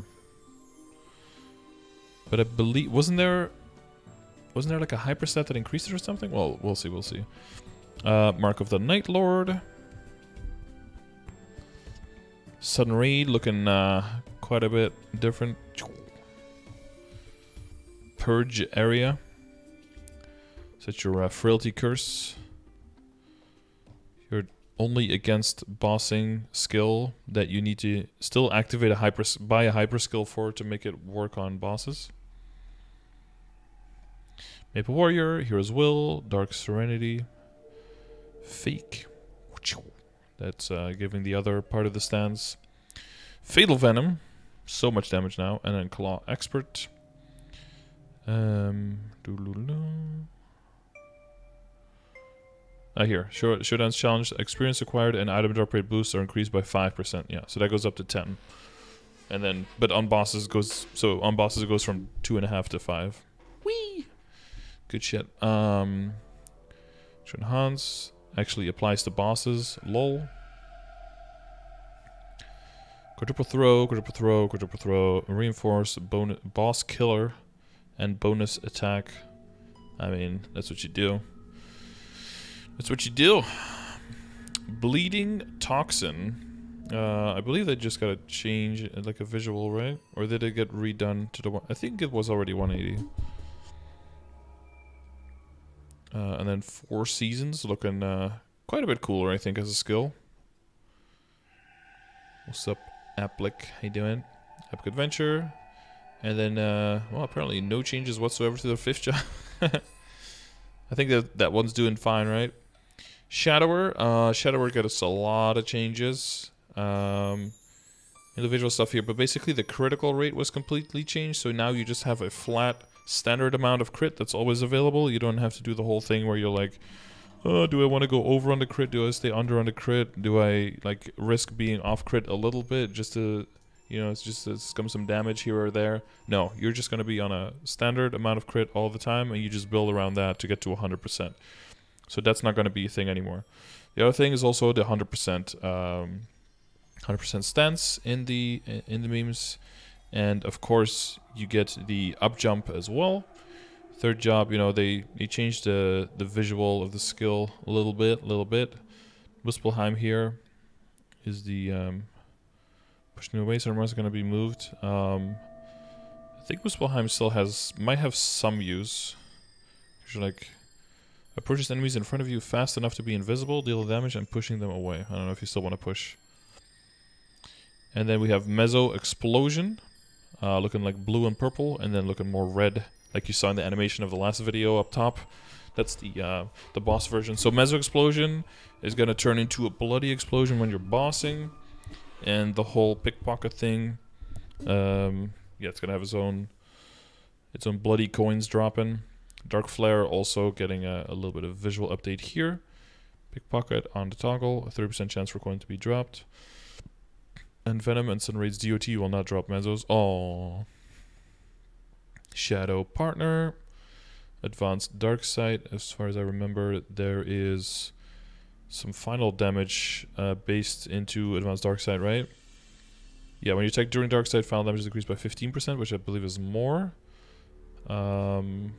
Just, you know, a little bit of power creep, but some damage somewhere else was taken away. But I think it's still an overcompensation. Into Darkness. Had some issues some bugs that were fixed. Venom, Greed, Radical Darkness, nothing weird there. Assassinate getting very different animations. Also, we're going to be easier to use this to cancel other attacks with, and weave other attacks into this, plus empowered skills that turn red. And then the final damage, finishing bullets final damage increased by 50%. I believe they tried to nerf this and then immediately switched it back because people weren't having it. But there's going to be a lot of new stuff that you can try out with the weaving of the attacks and with cancelling out of attacks and using Assassinate to do those things. And of course, during Assassinate, you can throw out your 5th job skill to the big Formation Slash, which also got a buff, I believe. So Shadower seems to have gotten a lot of stuff. Cruel Stabs, that's the old boomerang step. It's very different. Pickets. Chance for coins is applied at a half rate. In addition, increases final damage. You know, just get that 25% final damage. Clean. And he's got the Mezzo Explosion on Bloody Pocket. During Bloody Pocket, acquired the Murderous Intent buff when Mezzo Explosion is cast. Mezzo Explosion deals 30% increased damage when attacking boss monsters and prioritizes the enemy with the highest maximum HP. Passive effect, 10 luck, 20% critical damage. Sun Raid, Maple Warrior, Hero's Will, Smokescreen, nice. And Shadow Instinct.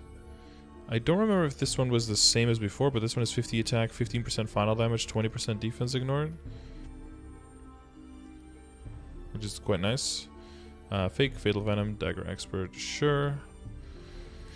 Hyper's got Explosion, Reinforce, Explosion, Ignore, Guard, and Explosion Enhance. I'm not 100% sure if these are the same Hypers. I think so. I think they're the same. Oh, Logan says they are. Okay. And then we've got this one. So this one changed, right? Flip the coin. So now it's when you deal a critical hit, acquire a buff that increases damage by 5% and critical rate by 5%. The skill can stack up to 5 times. The skill by itself got a lot weaker, but because of how the whole kit changed, it still made the crit more reliable and just across the board. But this one is now reduced, I guess, quote unquote, to basically 25% critical rate and a 25 damage. But it's just a toggle now, so you don't have to like reapply it midway to get the crit back and all of that stuff. So it might not be as strong, but it's way more easy to use. Quality of life is huge, better. It is a lot better. So I think everyone will just, you know, be okay with this change. Veil of Shadows, still pretty much the same. Epic Adventure, and then the 5th job changes. So Sonic Blow, I believe, so lasts 2.5 seconds, 1000% damage 7 times, and up to 8 enemies continuously with 100% ignore. All of Sonic Blow's attacks stack the wound debuff on the enemy with the highest maximum HP up to 3 times, cooldown 45 seconds. And while attacking, you can use Shadow Assault or Eviscerate if there is an enemy with the maximum number of wound stacks to cancel the attack. And the cooldown will be decreased by 2.5 seconds per remaining number of hits if you do that. So this is another mechanic and another way of weaving into your other attacks, because Sonic Blow right now is basically like if you press it, you could just, if you read this and you read it, you use it at the wrong time, you could just fucking die. But if you do it and it hits enough and you're about to die to something, you can tap in and Eviscerate and actually cancel this skill and go into your 2 seconds. What was it, 2 seconds? I think 1.8, because they increased the iframe duration of Eviscerate. I think it was 1, then 2, then down to 1.8, I think. So that gives you more utility to just always throw this one out when you have it. Plus, if you do feel like you have to be interrupting it a lot, it does decrease its cooldown every time you do that. So it gives you more opportunity to just throw it in for a little bit of extra damage. Whereas right now, it's a pretty high-risk skill to use. So I think giving that extra utility to be able to throw that skill in will also... And like the better you are with the class, and the more, you know, the kind of more risky you are, but the more you notice the opportunities to throw in damage, the more you'll be able to commit your DPS and be a valuable party damager, I think. And then we have Eviscerate, of course. An enemy with Assassinate, while there is another one that is marked, the original enemy's mark will disappear, and you'll begin stacking on the new enemy. Summon allies from the shadows, cooldown 14 seconds. I believe this one is increased though. I believe the old cooldown for Eviscerate, I believe, was like 8 or 10 seconds or something. If there's an enemy with 3 wound debuff stacks and range, you can use the skill with Assassinate or Sonic Blow to instantly move to that enemy and activate 5 strikes to deal 1350 7 times with an additional 100% critical rate and defense ignore, and you're invincible for 1.8 seconds. Oh, here's cooldown is 20. Oh, yeah, okay, yeah. So this is the one if you just, like, tap it and you get, like, some damage to go on. But if you actually use it for, like, the iframe and stuff, then it goes up to a 20-second cooldown, yeah. But it's got the 1.8 second... 1.8 second iframe now instead of 1 second. So that also gives you that extra... schwoom. All the partners and boss attacks have an additional 100% defense ignore. 90-second cooldown. Boss activates 4 slashes at each deal. Oh yeah, so you can tap the skill again. Yeah, if you use the skill again when it's activating, you can instantly call the boss to do the final slash. Of course, sometimes, you know, the final slash is definitely very, very strong. If you see that the boss is moving away, or you want to make sure you guarantee the final hit, you can just tap the skill again as well to make that go off. So that's also a cool thing. Then Dual Blade. Let's see if that really big burst difference that they just squeezed into the last patch notes, if that actually went through for Dual Blades, because that was huge. It seemed like it went a little bit under the radar. Dark Side, same changes. Flash Jump, Sidestep, Sharp Slash. Yeah, just increased visualizations. Tornado Spin looks different. Booster, Self Haste, all of that stuff. Fatal Blow, Slash Storm looking very different, I think. I think so, right? And then an Enhanced Slash Storm at a 2.5 job. Flying Assaulter. Flashbang. Venom. Bloody Storm, so this is the 3rd job one, but then when you go to the actual stronger one, I think it looks even cooler, but this definitely looks like a weaker version of it.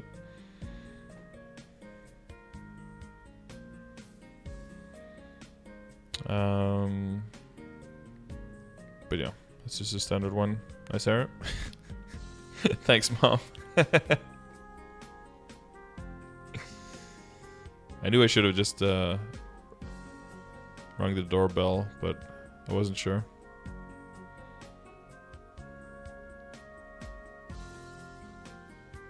Pulverizer? I would guess that, right? I don't know what else it would be. 2 attack speed on second job? They basically give everyone a booster second, 2 attack speed and make it passive, yeah. The acceleration, yeah. And it's all acceleration now, so it's all passive instead of being an active boost. Blade Ascension. Chains of Hell. So no more blue stuff. It's all broody, all brownish, reddish, yellowish. Mirror Imaging, Advanced Dark Sight. This one's got 20% final damage on Dark Sight. So even though it's the same name as the Shadower, it's not the same effect. Fell Steel, Darkness, Shadow Evasion, blah blah blah blah blah. That's all the same. Now Blade Fury in 4th job, I think looking pretty cool. Pretty cool, I think. And then Phantom Blade, of course we got the new skill. I feel like we still have the old shitty icon from the first skill it tried to throw at us. I hope they're still changing this. This looks ugly. This shit's ugly. Like, this skill actually looks way cooler, but then this one is just ugly.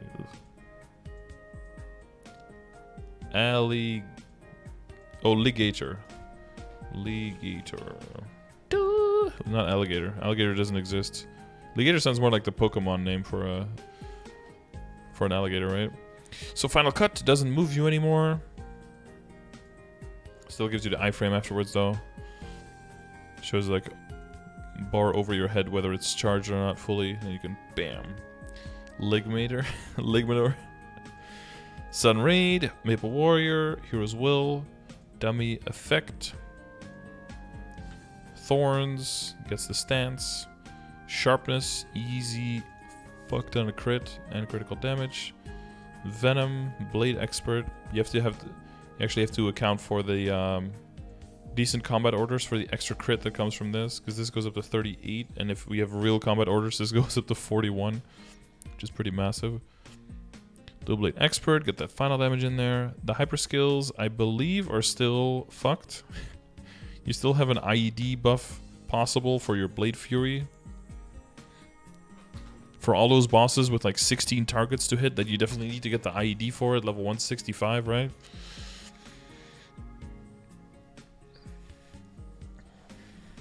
And Blade Ascension IED for when you spam it to kill Zakum Arms. Yeah, you're doing Zakum at 165, trying to... Yeah, the hyper stats I'm a little... hyper skills I'm a little disappointed in. It feels like they could have done way more with that. And they kind of just... They did very, very, very little. They did the bare minimum to be like, oh, we're not gonna leave the 100% cooldown reduction for snipe in there we're just gonna build that in. That's one thing they actually took into account, but at least we lost 3 useless hyper skills for 3. Oh yeah, because you had a third job skill in here, I guess, right? And now you can empower Blade Ascension instead, which is still, you know, I don't know. It might help kill a little bit if you get an extra number of hits when you're mobbing, but yeah.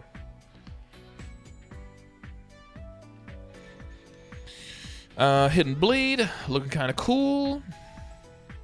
90-second cooldown. Asura is going to be way faster now and not also not last as long. So for 5 seconds, 693 damage 5 times and up to 10 enemies with an additional 100% defense ignored. You can move and jump during the skill, and you can use the skill again to instantly cancel it, which I would never have done accidentally for sure. Yeah, it does have more utility, but like putting IED on your mobbing skills, like, why even give that as an option? It's just so silly. In 2022, like, why? Good job, skills changes. Okay, what did they do to Blade Storm? Cut down enemies in front of you with the speed of a storm. Nice. Using the Secret Garden's techniques, you can move while attacking. Deal 1155 damage 7 times and up to 10 enemies, then attack in front of you for 5 seconds. Dealing 865 damage 5 times up to 10 enemies continuously with a 100% defense ignore on 90-second cooldown. Yeah, they really, wow, they really skilled that thing up. And that's on a level 25. Where is Blade Storm Maple? Sorry, because I believe they said that it was at 600. Bruh, where's the?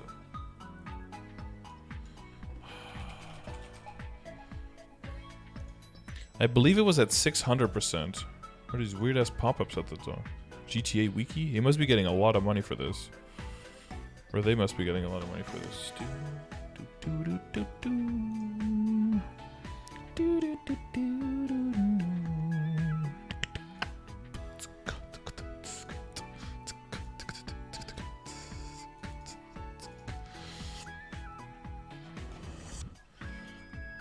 600, and it goes 10, 20, 30, 40, 50. So it goes from 650. Yeah. So it's probably going to go to like 930 or something. Damn, that's a huge damage increase on this skill. Massive. Yeah, sure, Randy. Let me just start over. I believe. I don't know if this effect is different. These look the same, but this one looks like it might be different. And then Haunted Edge cooldown has been decreased from 14 seconds to 12, and it increased the damage by 10%. Except for the Rakshasa. Rakshasa damage is increased by 40%? No, 52.5%. Boom. Elk, welcome back. Thank you for the 5 months. How you doing, bro?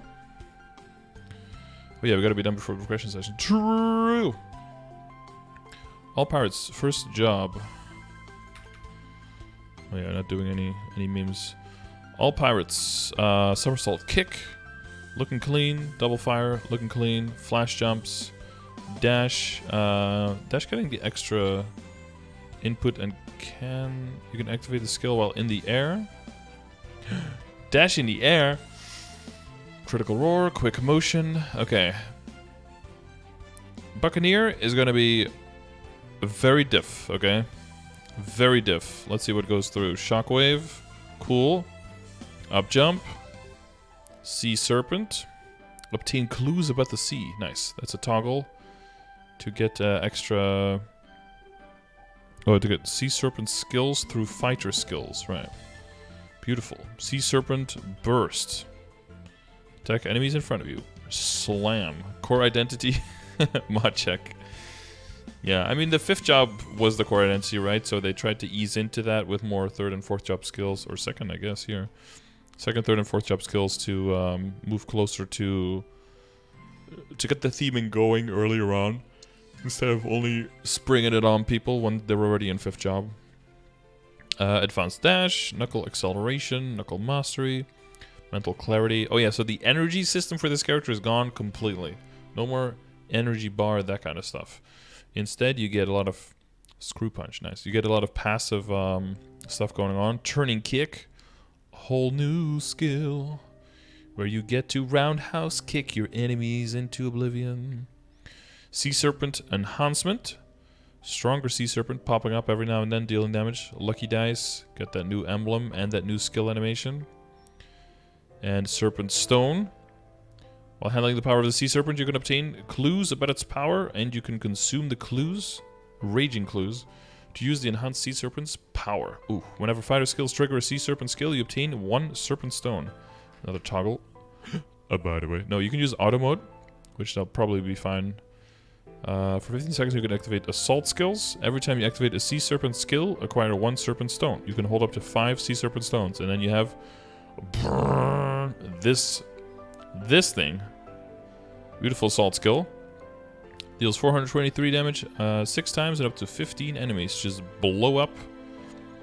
And also, I believe it, yeah, can be used after you have learned the Serpent Stone skill, and it doesn't require any extra SP. Let's get back up. I hope so, otherwise I'm hacking right now. Willow Defense, critical rage, 30 attack, 15 critical rate, 10% critical damage on bosses. Applies an additional 20% critical rate, so make sure, you know, you got that crit rate done well. I think the crit rate stayed the same compared to now for Buccaneer.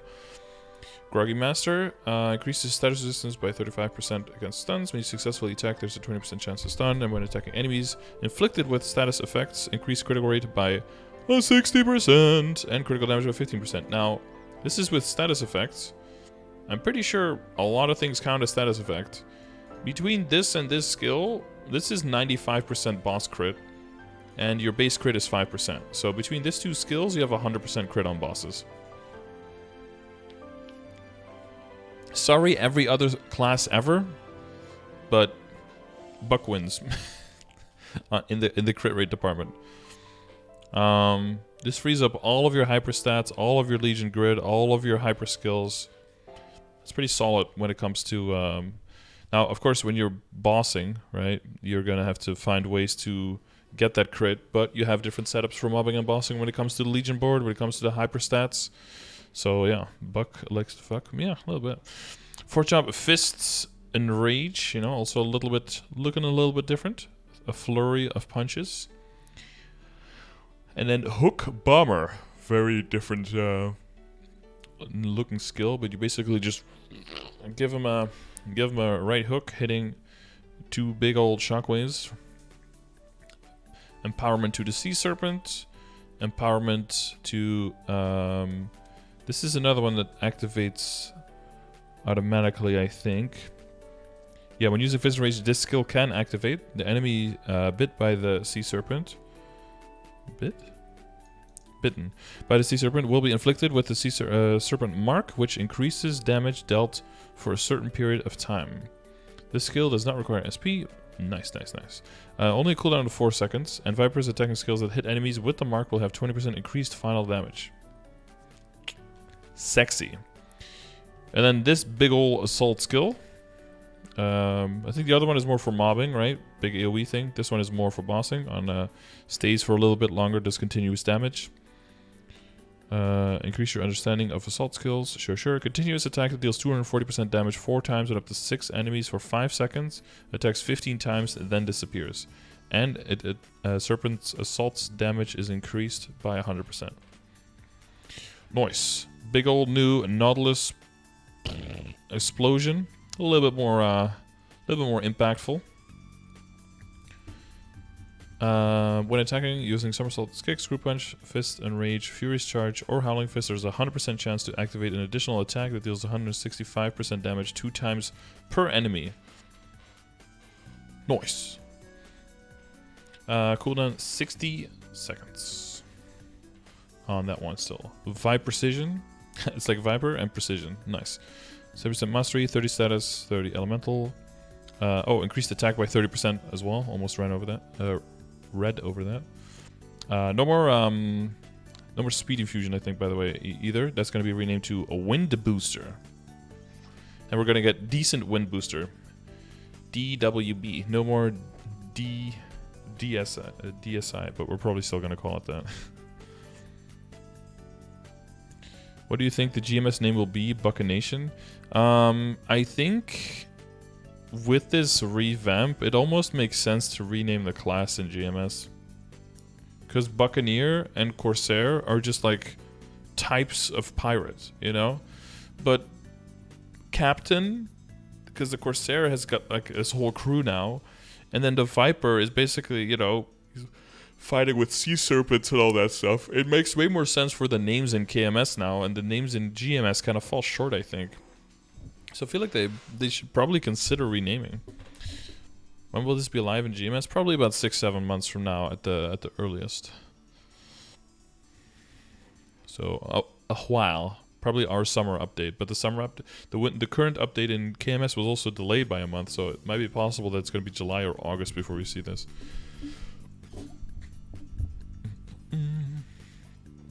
Time Leap, Win to Booster, Maple Warrior, Hero's Will, Double Luck of the Die, sure. Defense Form, so that's kind of new, kind of not. It's like taking some skills that they're already there, but creating them into defense and offense form. Because you know that Buccaneer and Corsair had a kind of like counter-attack mechanic that they sometimes had. They made that quite a bit better, I think. They went through a few iterations, but I think what they settled on is pretty good. So defense form cannot activate more than once per second. When hit, there's a 25% chance to reduce damage taken by 40%. This can activate on percentage HP attacks as well. So that's just, you know, that's not an active skill that you have to click. That's just a thing that can happen. So for every skill that does 140% damage or or less, a 25% chance of just living. That's pretty cool. That's way better than counter attack. Yeah, and then offensive form. When your attacks hit an enemy, increase damage by 25% for 10 seconds. And if you hit an enemy during the buff, the duration will be refreshed. So that's just basically up all the time. So 25% damage all the time, and then 25% chance to reduce damage taken by 40%, including percentage HP. So that's actually just, you know, these are kind of like hidden away, just level 10 skills, but that's actually really, really nice thing. And then Guard Crush. Oh yeah, by the way, remember Guard Crush that had like, what, 25% chance to give you 40% IED? Yeah, it just always gives you 40% IED now. That percentage chance there is just completely taken away. It's just 40% flat IED. And 30 attack passive. I don't know if that was already there. So with all of this, the base kit of Buck seems like it's going to be kind of cracked. And it might become like something that enters the list of bossing mules, I think. Just because of not needing any Legion, getting all the crit and the IED you want. Math-wise, it's the same. What, having 25% chance for something to activate versus having 100% chance for it to activate?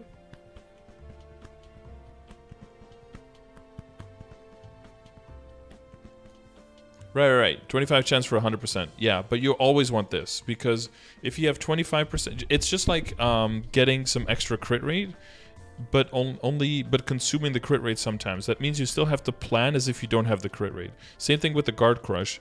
If you have a certain chance to get 100% IED, that's just like a nice little extra bonus, but you cannot count that as 40% IED all the time, because 3 of your attacks are going to be applying way less IED, and then 1 is going to apply full. It's better to have 40% IED all the time than to have 1 in 4 chance of not needing any IED, because you can't really build for that. So this is just way more solid, and you can use it in your calculation. And so math-wise, it's not the same, because you'll be able to rely on more sources of damage reliably, and therefore your overall damage will go up.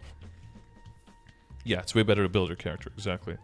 The main thing, of course, we're looking for is the final changes to the big ol' energy ball explosions, to see if that stayed the same. I believe they just, you know, did the recolor here, but this is a new skill.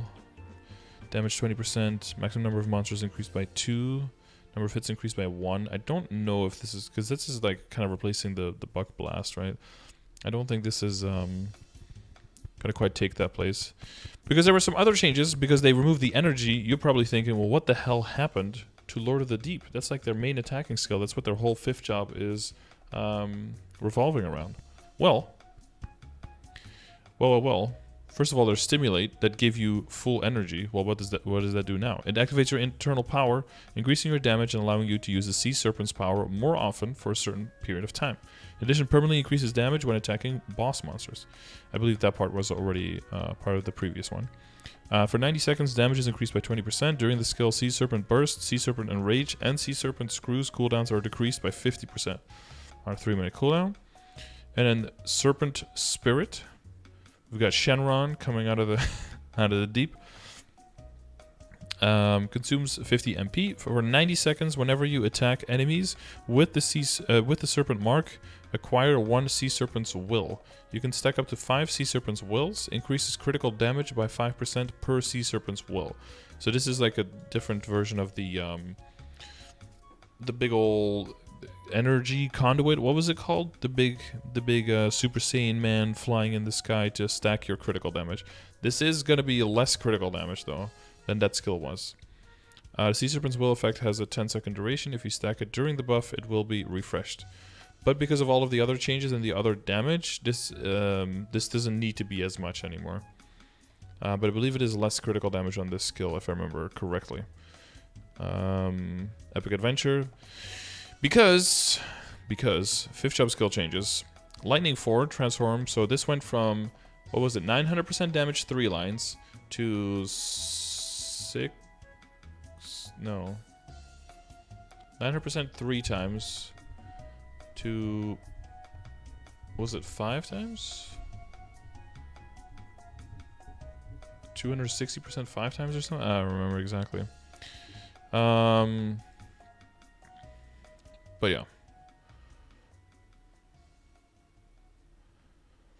You will be invincible during the cast action of the big old energy balls that you might remember, but they're not yellow anymore. They're now blue and sparkly because they're like water energy, and you're basically a Thunderbreaker now. They're really gonna have to rebrand Thunderbreaker because Buccaneer is really moving into that whole niche. You'll be invincible during your attack. If the energy orb hits an enemy using damage reflect, you will not take damage. For 75 seconds, transform and increase your final damage by 25%. You can use up to 3 energy orbs, each dealing 710% damage 5 times on up to 10 enemies continuously with an additional 50% crit rate and 50% defense ignore. Which is weird because bosses already have... you already have 100% crit against bosses with just your kit, so it's interesting. It was not the wrong description though, someone shouldn't be it. Do you mean it was the wrong description or no? And then Serpent Screw, Lord of the Deep. Attack nearby enemies with the energy of the serpent that sleeps in the rough seas. Skill is used. It is a toggle now. When activated, you can attack 100 times. When attacking boss monsters, 3 attacks will count as 1, so you can attack 300 times. Automatically attacks up to 10 nearby enemies, dealing 710% damage 3 times periodically. Every time you defeat 40 regular monsters, the cooldown is decreased by 10 seconds. When the skill ends, the cooldown is decreased by 6 seconds for every 10 remaining number of hits and a cooldown of 1 minute. I believe Thunderbreaker is a water character. There's nothing about Thunder in TB already. You've got the Poseidon, you know, you got like the staff and stuff that shoots lightning out, but it's mainly water stuff, yeah. It's mainly a water bender. Rename it to Ang. Or whatever the... No, he was the... Whatever, I don't follow that shit show. Who was doing the water stuff mainly? The Furious Charge. And the Howling Fists, I believe they added some damage to... 850% damage 6 times up to 8 enemies periodically. And then 14 shockwaves at the end that each deal 1400% damage 10 times and up to 15 enemies. You know, just if you wanted to see a lot of huge numbers. Moist Breaker. And then the cap.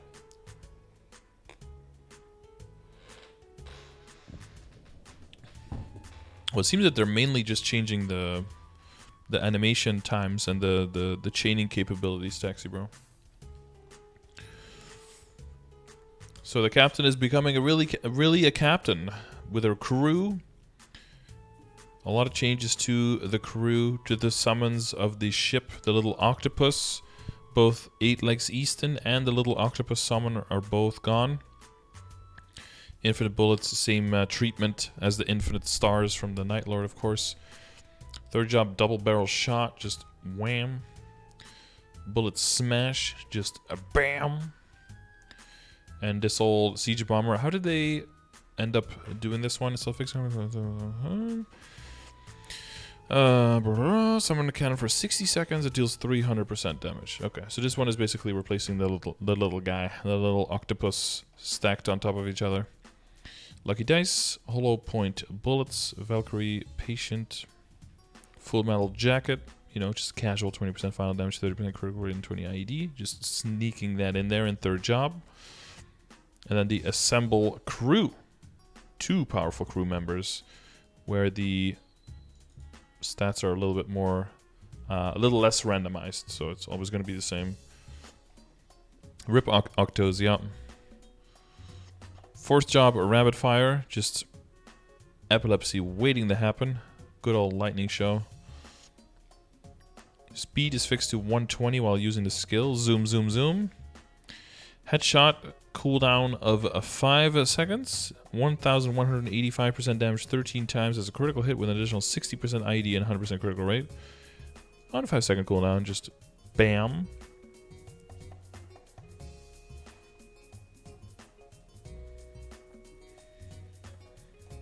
Fusillade. Fire a volley of bullets in front of you. Boom, boom, boom. So that's the... I guess that replaces our other squids. Is it actually a squid? It's a squid, right? It's not an octopus. I think it's a squid because they got like oil coming out of them.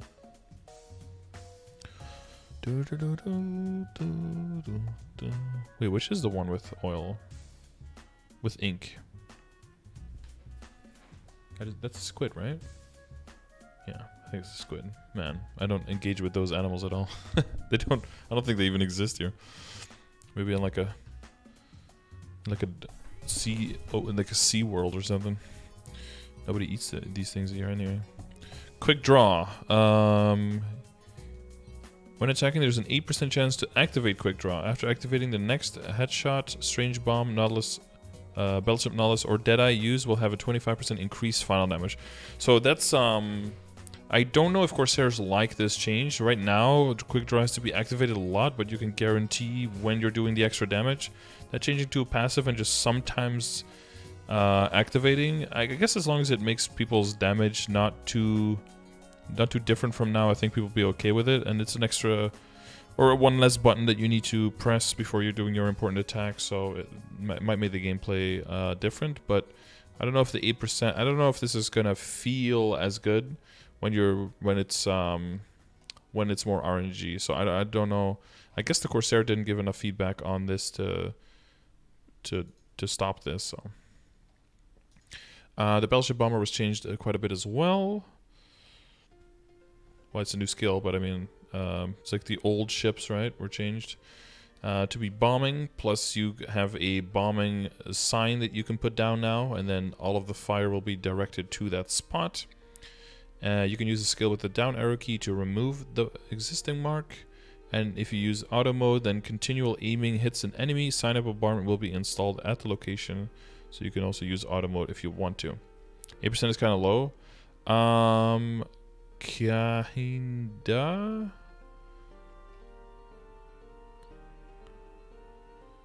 Yeah, because most of the skills, yeah, I don't know, 8% does seem low, yeah.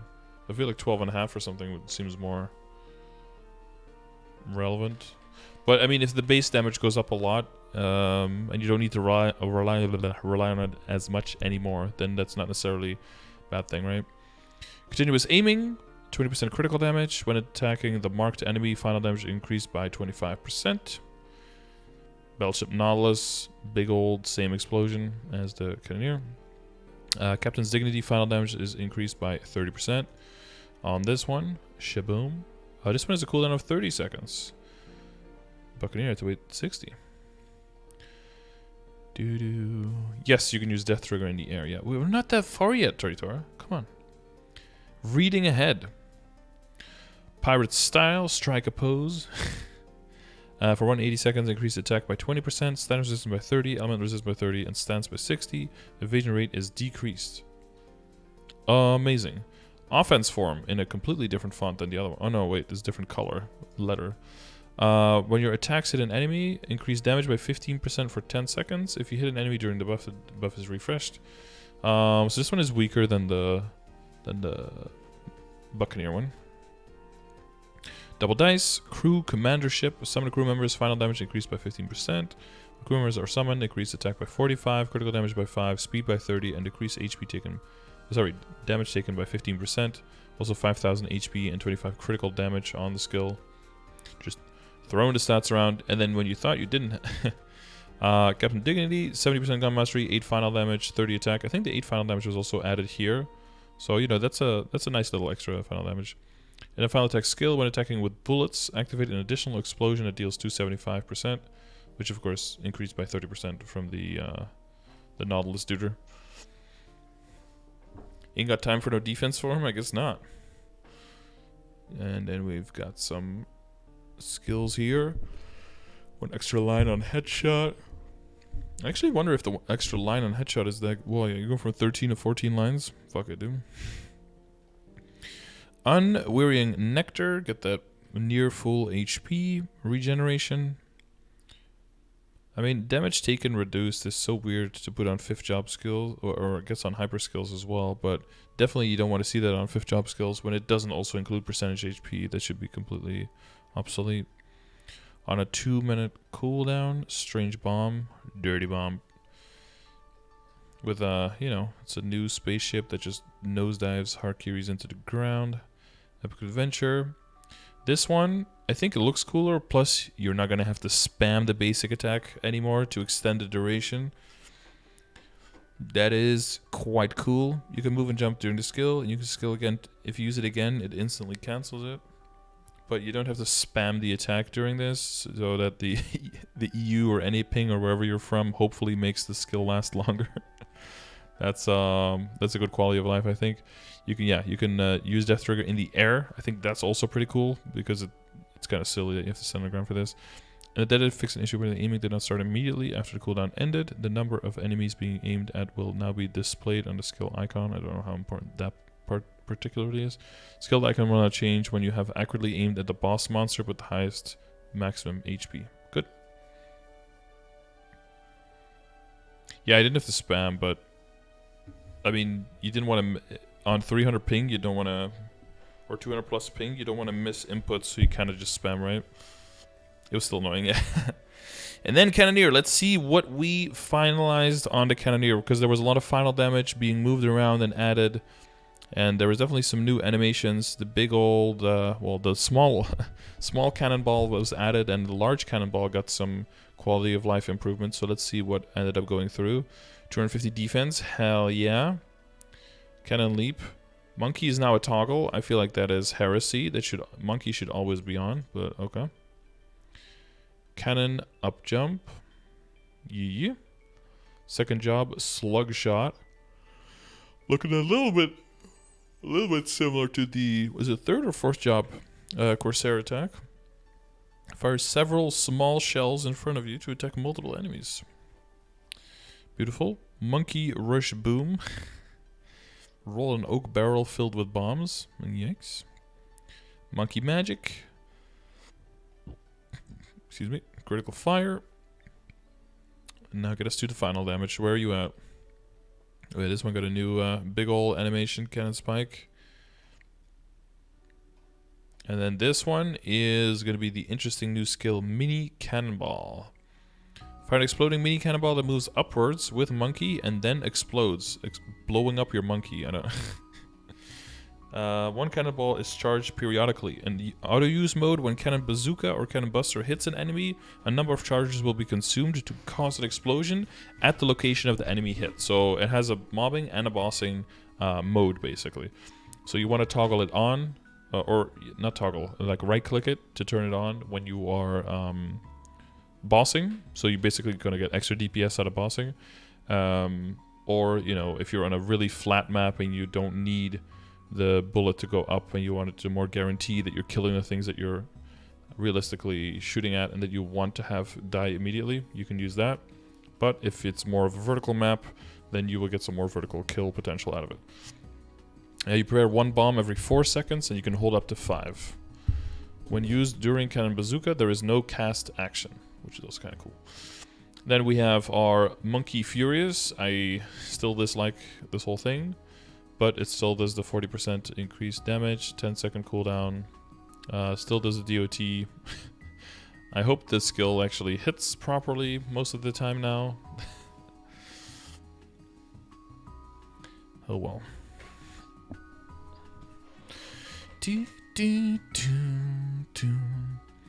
Oak Barrel Roulette. Explode an oak barrel to receive a random buff. If you get a buff other than ice, the cooldown will be halved. So they changed the timing and the cooldown on this a lot. So this is a 220-second random buff, which is a waste, weird. But I guess it goes down to 110 seconds if you get the ice buff. If you don't get the ice buff, so that you can reroll for the ice a lot. They increased the critical damage on the ice at one point, and then they brought it back down.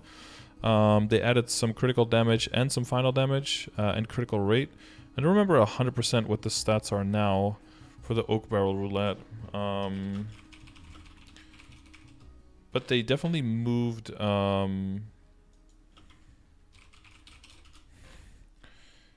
They moved the stats around a lot and where they're coming from on nice on the Cannoneer. So yeah. Fresh snip, yes.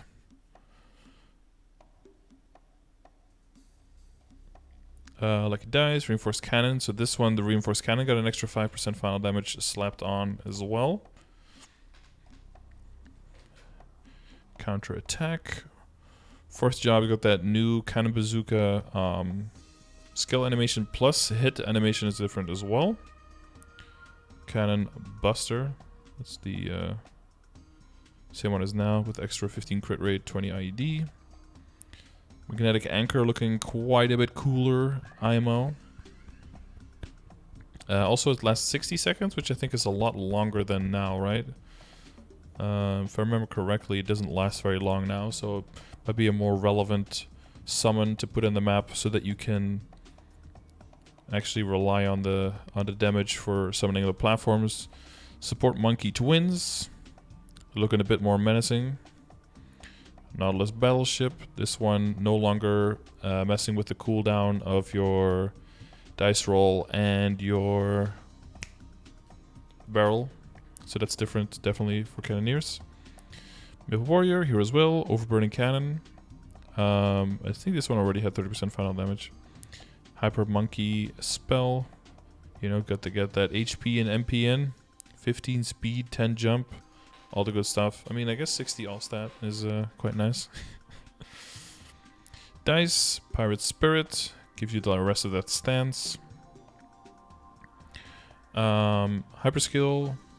Support Monkey Twins. Damage is decreased to 60%. Hopefully they finally translated it incorrectly into GMS now, instead of saying that it increases the final damage by 20%, by 60%. Effectively acting like it's weaker.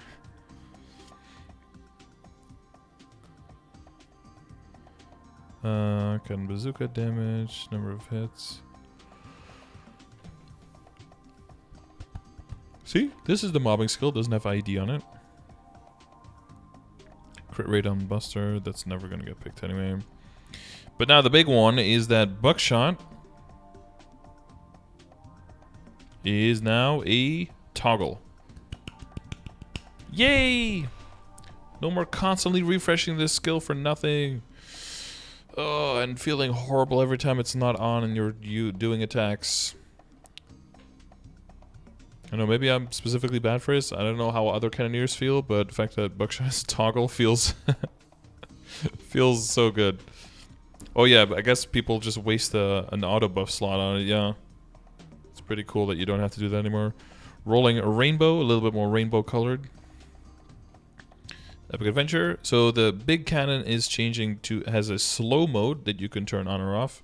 Basically what happens in slow mode is that the flight speed is cut in half if they collide with an enemy. So typically for mobbing you won't want this on because you just want it to, you know, just burst through. But for bossing you might want this on so that as soon as it starts hitting monsters, it commits the damage more quickly. especially if you summon them during a bind. And they won't, you won't have to be like, okay, well, this is going to hit probably like 20, 25 times, and then hopefully the last of the 15, you know, it's not that big of a loss. With the slowdown cannons, it should be confirming way more of the hits, at least if, you know, on bosses that stay in the same place for longer than 2 seconds. And you can also use the skill with the down arrow key to fire all of the cannonballs at once. And also the standard cooldown of shooting them has gone down to half a second.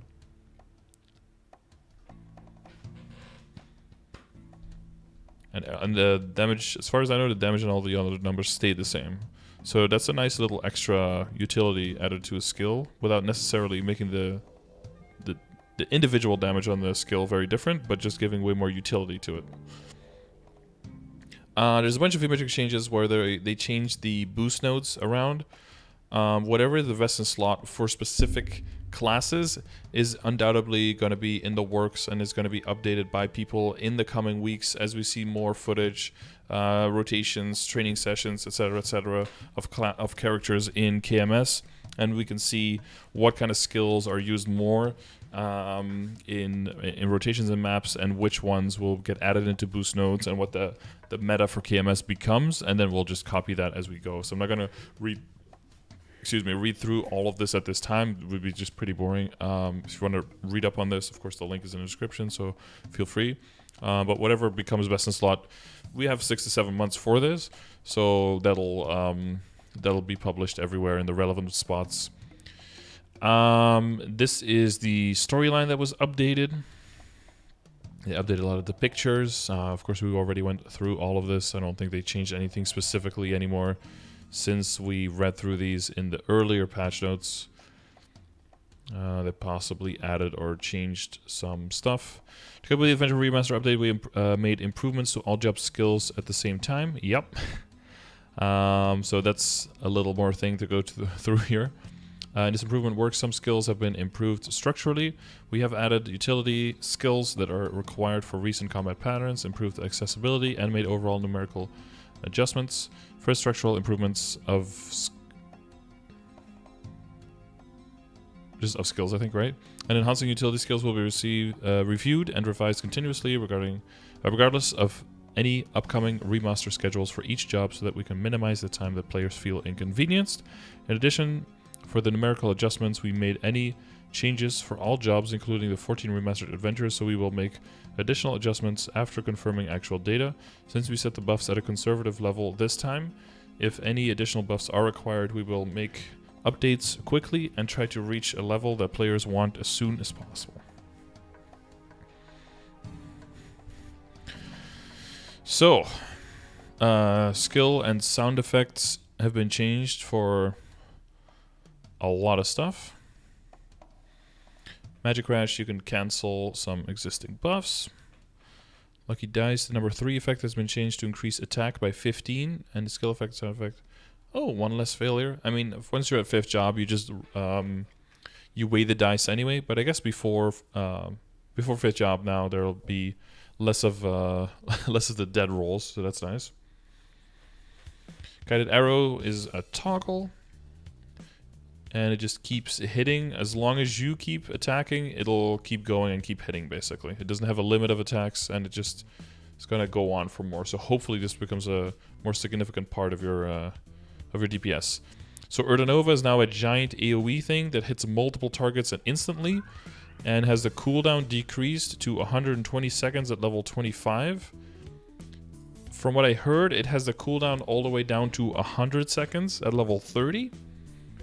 Which implies 20-second reduction for every 5 extra levels. So most likely level 20 is 140, level 15 160, 180. So it probably starts at 220 seconds, something like that. Mathematically, which now it starts at 300 and is it 397? Like, it's horrible now. So it being an AoE instant, way shorter cooldown with the potential of being used this much makes it actually better than some of the skill binds, like the built-in skill binds for classes. So this is generally for everyone a huge change. Spider Legs can now attack while in Dark Side. Lotus Flower range increased. For its blessing, the second stack effect has been changed from 100% stance to 22 status resistance. Okay. And then the stance effect used by Nova and Anima has been removed from Granite's Guarded Blessing, and you get nothing for it in return. RIP. And replaced by what? Nothing. Okay, well. So the Pathfinder changes. Again, this is getting everyone 100% crit. Ancient Guidance flat final damage has been decreased, but how much you get... sorry, not flat, but the passive is added to 20%, but then the amount that you get when you activate it has been decreased. But the buff duration has been increased, so this is basically just up way more all the time. In general, Pathfinder seems to have gotten some help, but apparently the Ancient Asura change made it even worse than it is now.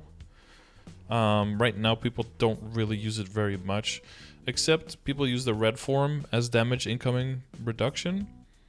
And that is going up from 40% to 60%, plus the fact that the cooldown goes down from 80 to 60 kind of gives them more survivability and almost like a pseudo iframe every minute. So in that sense, it's kind of a buff. But when it comes to the damage numbers, from what I heard from Pathfinders, it doesn't make them very excited to use this skill at all. So kind of sucks.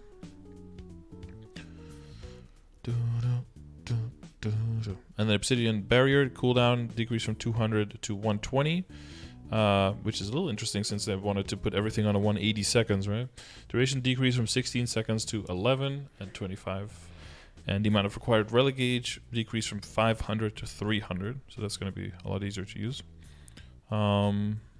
Interesting change. I guess they still mainly have a 2-minute burst, right, with Vicious Shot, so I guess they wanted to synchronize to that. Thought that was more important to synchronize it to a 180 with party buffs. Soulmaster just, we saw this, got the 10% final damage just casually added on the last change. You will now be invincible while charging across the sticks. You know, just a little added survivability there. Maximum charge time of 2.5 seconds has been added, so no more walking around the entire day with a stack with a charged across the sticks. Sorry. That is now over. If reached max charge, it will instantly be activated. Cooldown has been increased from 20 to 35 seconds, and the cooldown will now be applied when you begin charging instead of when you end, but you know, it's only different of 2.5 seconds.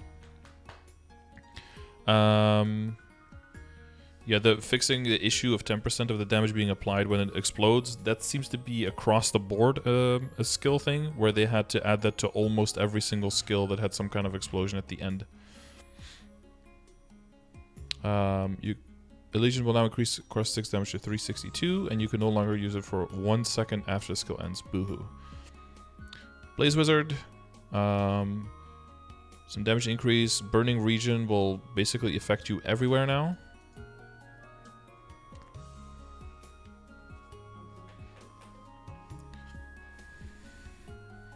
100% stance, like everyone got, and then the flame circle was changed. Let's see if those same changes went through. 15 to 10, 7 lines to 8, 1000 to 1100.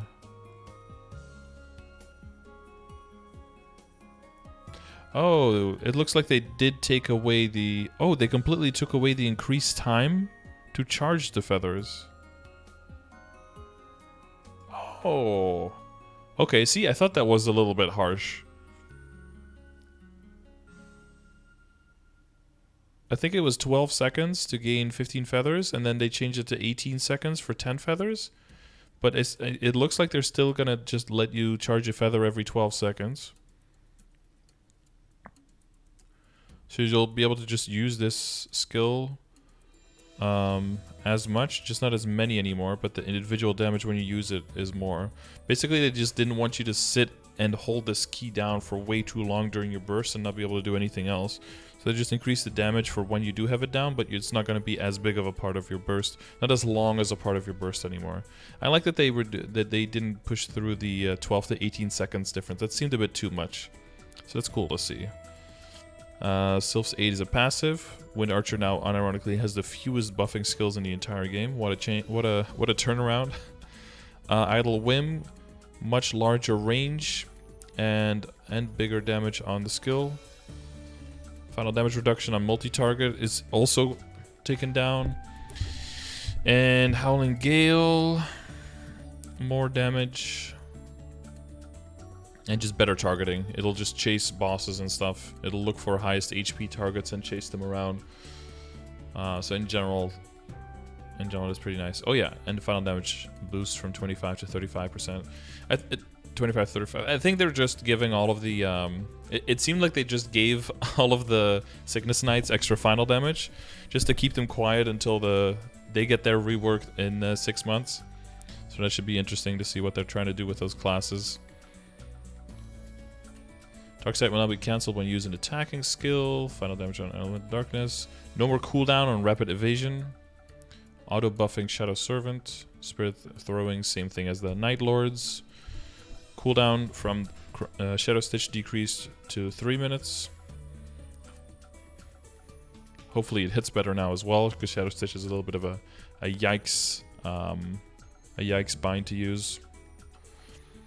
The 100% stance. Buff freezers will now apply to Dominion, and then Shadow Spear cooldown has been decreased from 168. Increased from 168 to 180. And duration increased from 75 to 82 just to synchronize it more with the 3-minute burst. So not a huge change on that, but like a longer duration, so I think everyone is probably okay with that. So I don't know if you guys have seen it, but basically for Thunderbreaker, it's just ADHD the class. It was already pretty, all over the place. But Title Crash, action delay decreased by 41%, and everyone is just... I don't know if you guys, you've probably seen the videos. Check Steve's videos, Copperson's video. I don't know whoever all made videos about it, but yeah, the character seems to be moving all over the place very, very quickly. They didn't increase much of the numbers instead of this one here.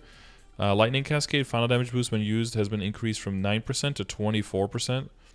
So that went from 9 to, I don't know, think of it from 9 to 20 and then from 20 to 24 again. So they were playing around with that one a little bit, but all the other skills have been able to link super, super fast.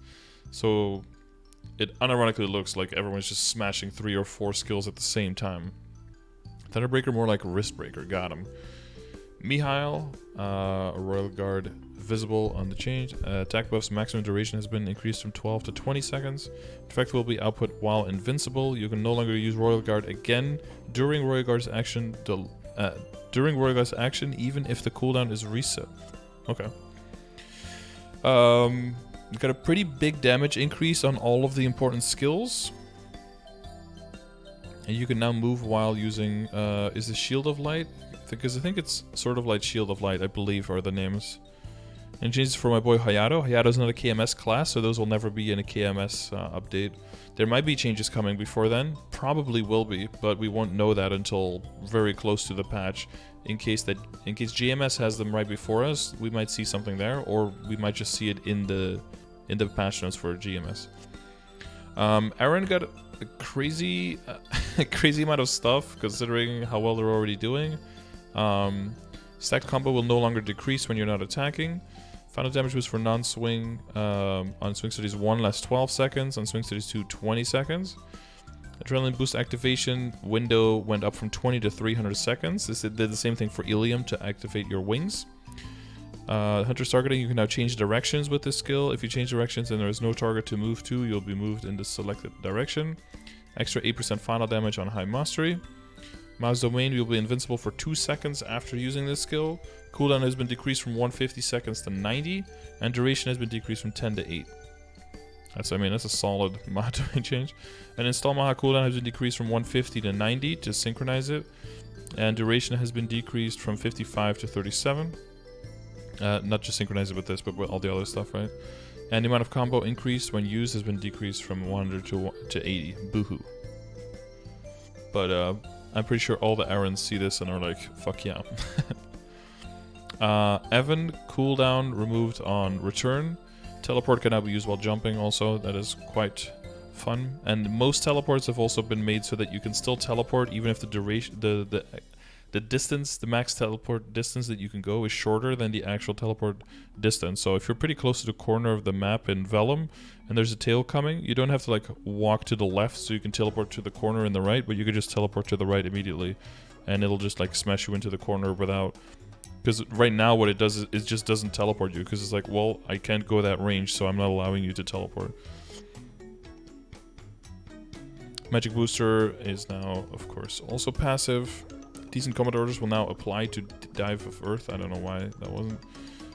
Getting up to the 100% stance. Zodiac Ray damage increased from 800 to 980, which I think is quite substantial. And then the damage... excuse me. For Impure Breath went up by 50% out of 1,000. I don't know. That doesn't seem necessary at all. Like 0.5% damage increase? I don't know why that's important. Luminous, look up some videos on that. Luminous mobility is just wild now. You'll be able to jump, double jump, teleport in the air, and even more during equilibrium. It's some weird stuff now. That's definitely gonna have to change the whole ranking system, Luminous to Ruminous. It's gonna have to change the whole mobility ranking system, I think, in like 6 to 7 months when that stuff all goes through. What up, Kyle? Anti-magic shell. You can also defend against darkness and seal. Beautiful. And of course also a transforming boost, sorry, for the teleport. Basically 10% final damage increase on all of your relevant skills.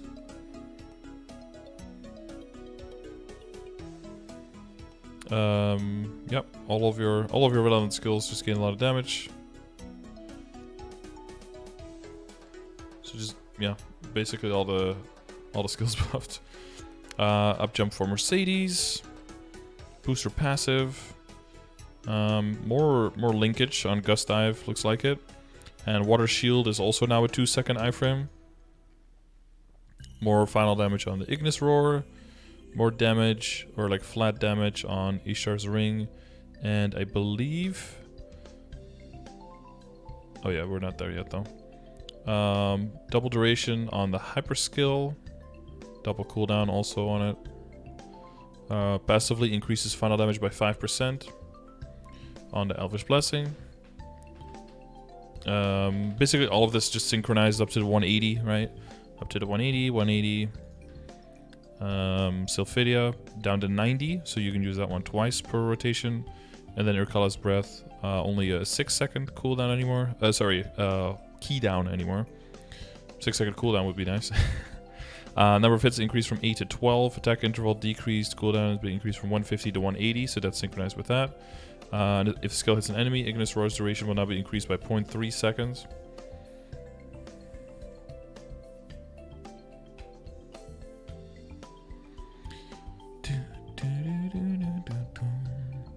The Knight's damage has been increased from 650 to 725, and the cooldown increased from 150 to 180. Okay. Oh, I think the last change they did to this was just changing the cooldown. But maybe they did this before and I forgot that. Does anyone have the value of the letters and can help my mom out? Because she's a dummy. She would... Phantom up jump. And a stance, and then a Rift Break fixed, but like, so directly Phantom's getting nothing here, except an up jump. But of course the Explorer revamp might change a whole bunch of things for Phantom, so we might see, they might be moving into some exciting stuff, but we'll see what kind of stuff they want to steal and what they want to go for. Shade up jump, extra 5% final damage, and then some Spirit Frenzy change, which I think is a good one, right? You can now move while using this skill. Final damage boost will be applied even if Shade uses Spirit Frenzy before the Spirit Bond max. A summoned Guardian Spirit uses it. I believe that's a pretty significant buff, even though it looks weird. But some shades can probably shed some light on that.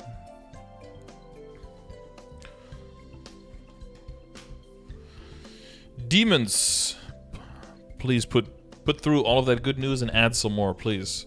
Oh god, the progression session should have already started too. I am horrible at time managing. Oh.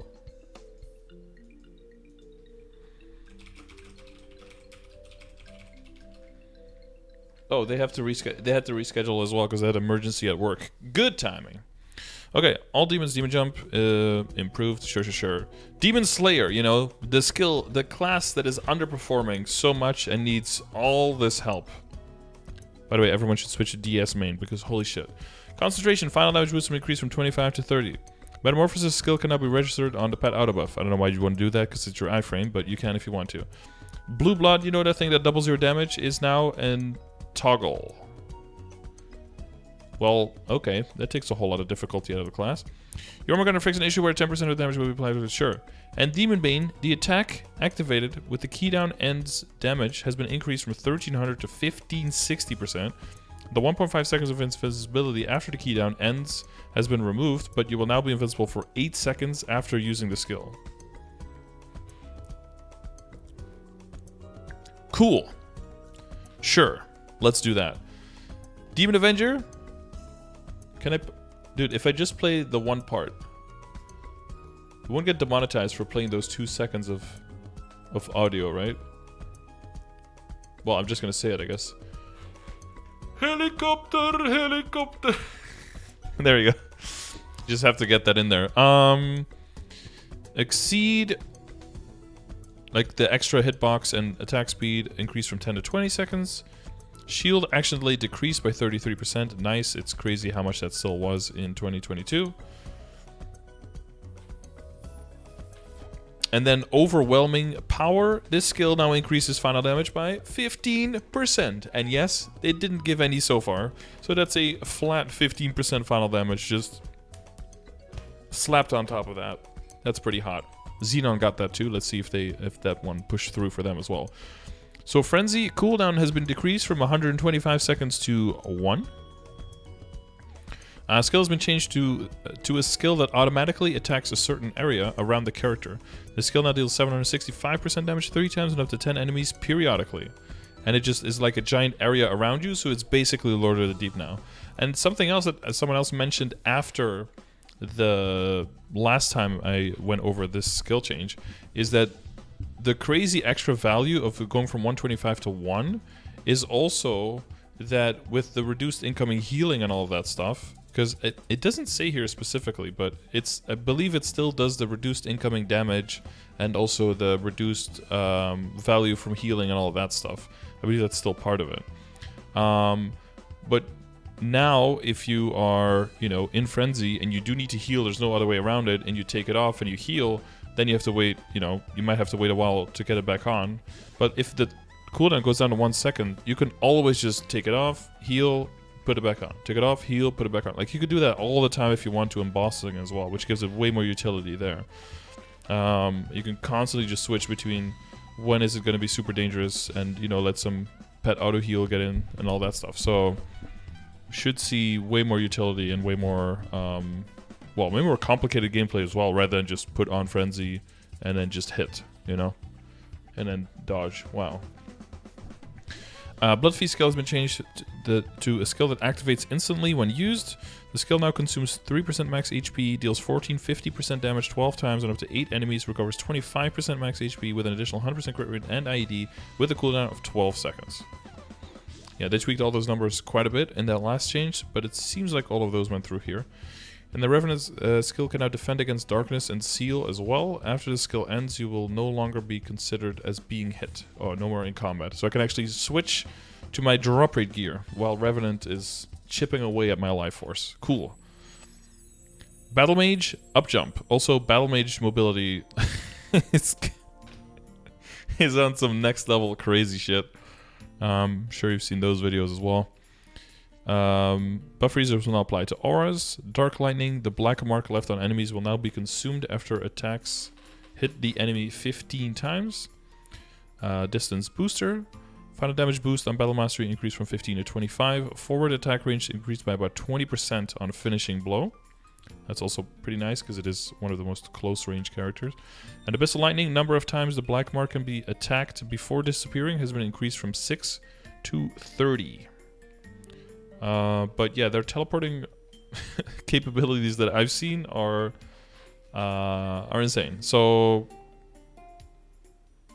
yeah, even though it doesn't maybe seem like there's a whole lot of changes here, it seems that the way that you can play them and mob around with them is very different. Wild Hunters also get their up jump. They get the... You're gonna use the skill with a down arrow to fix the Jaguar in its location, I guess as another summon. Pog. All Jaguar skills have been changed from attacking in the direction that the character is facing to prioritizing hitting the monster with the highest maximum HP in range. Soul Arrow passive. White Heat Rush was faster, I think, right? Yeah, lower action delay. And you can also dash downwards with the dash, so that's nice. Beast Form increases final damage by 10%. I'm sure Matt would like that. And then drawback skill has been changed so that even if drawback is activated, you can still flash jump in both directions.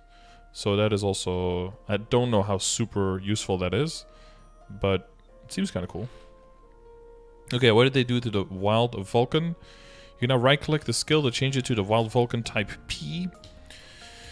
P Vulcan deals 300% damage 4 times on up to 8 enemies in front of you with an increase 120% point damage. When attacking regular monsters, you can only use Wild Vulcan type P while riding a Jaguar.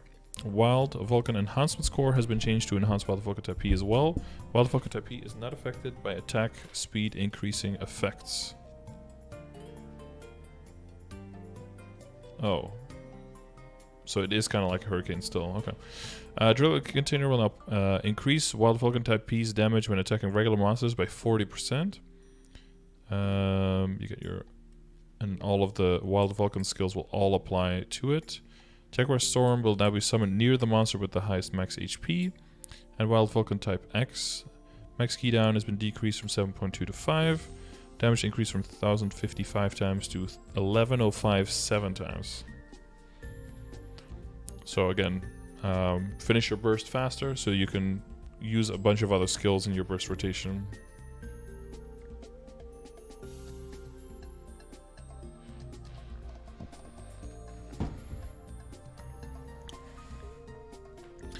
Mechanic. Big ol' up jump. Rocket booster command change. Homing missiles will now prioritize the enemy with the highest max HP. Wasn't there open gate? You can now right click the skill to lock the feature where party members can use the portals. So oh, you can make it so that other people can go through it. Wait, didn't they do something with the homing missiles? Well, I mean, I guess they prioritize the highest HP. I guess that's already a good thing. You can also now attack enemies that are in the opposite direction that the robot is facing. That's also nice. Overtuning final damage boost has been increased from 20 to 25. Fix an issue where only 10% damage. Sure. And then the time to search for enemies on the micro missile container has been increased, which is also nice. Homie missiles, true. Guess a homie. Xenon, extra star conversion. This is mainly for early game and mid game because they struggle a little bit more there when it comes to the potentials and stuff, especially in Reboot, not having bonus potential or scrolling. You can use one more jump after using Sudden Propel. This doesn't seem like a whole lot, but I've seen some crazy mobility coming out of Xenons with this change. So they already had quite good mobility, but this gives them a whole lot more tools to hop around with. Stance boost. Oh yeah, so multilateral just gets the 15% final damage, just like the Demon Avenger. They took the two skills that are scaling the weirdest and that are, when it comes to stat, the weirdest, and just give them a 15% final damage. I don't know if you guys understand how crazy it is, where a class, you know, where some classes are not getting any changes, right? Like Adele is not even mentioned in all this, right? But a class that's kind of like, let's give him a bunch of buffs and also 15% final damage to everything that they can do, and that's still doesn't make them reach like where the other character is. Like, it's kind of weird if you think about it from a balancing level. Is how were those characters so underpowered for so long that you feel okay by increasing their damage by 15% across the board, and it's not even something that you have to be like really careful about or something. It's like, oh yeah, you could just do that. Like how not close they are to other classes. You can now use certain stat increasing buffs while firing the Mega Smasher. Cooldown of the hologram fusion decreased, and photon ray also decreased. To the skies I go. Yeah, you'll be able to actually go to the moon in your spaceship. Blaster got the double fang damage boost, increase, magnum punch, and then they actually have a bind now on a 2-minute cooldown where they don't like grab the thing. You just tap the button to bind, and then you tap it again to let go, but the monster will stay bound. So Blaster basically gained their bind. 290 Xenon beat Poggers? Probably. You think that'll be the first class that gets a 290? Kaiser, up jump. You can jump upwards in final configuration mode as well. Nice. Final configuration mode. Oh, whoops. The Will of the Swords. Go for the highest damage. Final damage increase 20 to 32. And you will also get Morph Gauge when the Will of the Sword Strike skill, I don't remember what the skill is called in GMS. So, Crash Down or something. When that hits monsters, that will also gain you Morph Gauge now. First 290 was Kinesis. Oh, did someone reach 290?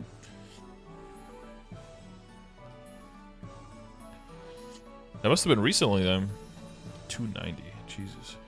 Kane, up jump, and then a bunch of Strike Arrow hits more monsters. That's kind of nice, even though their hitbox is still kind of small to hit that many monsters, but you know. And then just a bunch of damage increase to everything. And no more stance in Thanatos, but you know, everyone gets 100% anyway.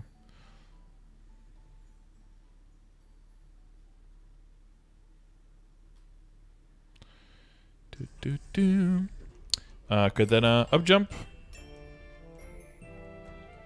Fix an issue where certain skills slow effects would stack. Oh, they don't do that anymore?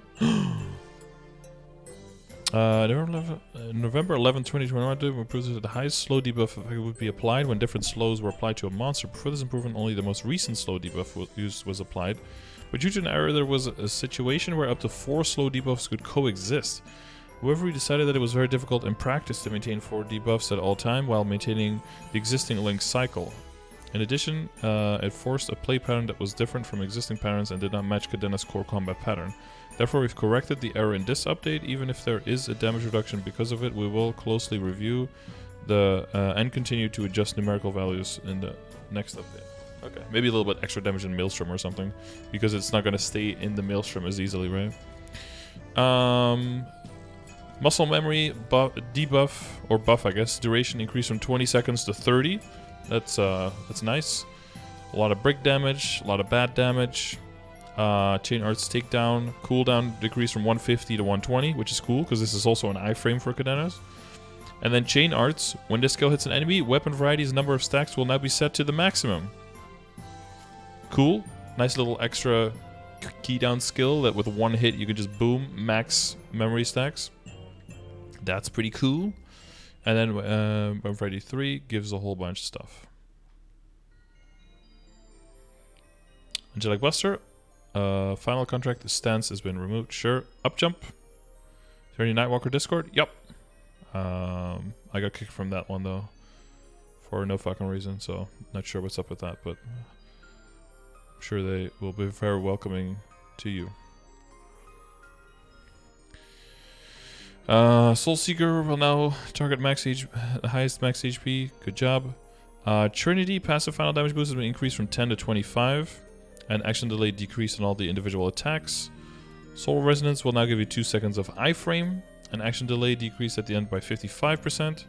And no more stance on Spotlight. So, I mean, across the board, not like a huge amount of changes, but the changes that did go through, I think, very, very solid for Angelic Buster. So, Can you find the server? !Discord has one room on the is linked to my Discord. On the left there is a class Discord room. If you join that, that has the list of all of them, so you can join them from there.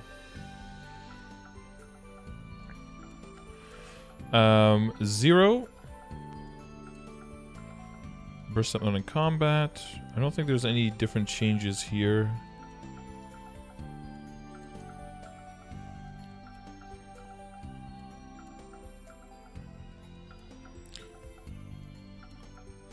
Final damage boost increased from 5 to 10 on both of the sword, right?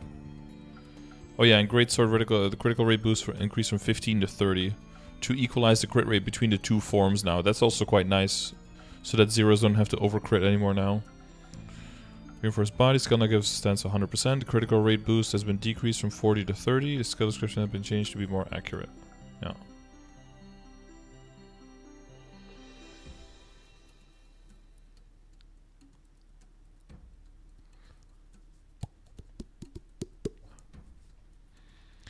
Shattering the Great Sword Masteries damage boost will not be applied to the skill.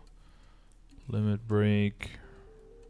Shadowflesh bigger attack range. That's probably also quite nice. You can weave it in for mobbing. Although I think most of the time zeros just throw out those little tornadoes and don't really care about all the rest.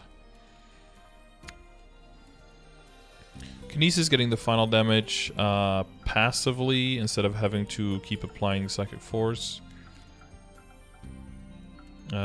Bigger defense the defense decrease is added to more skills, I believe.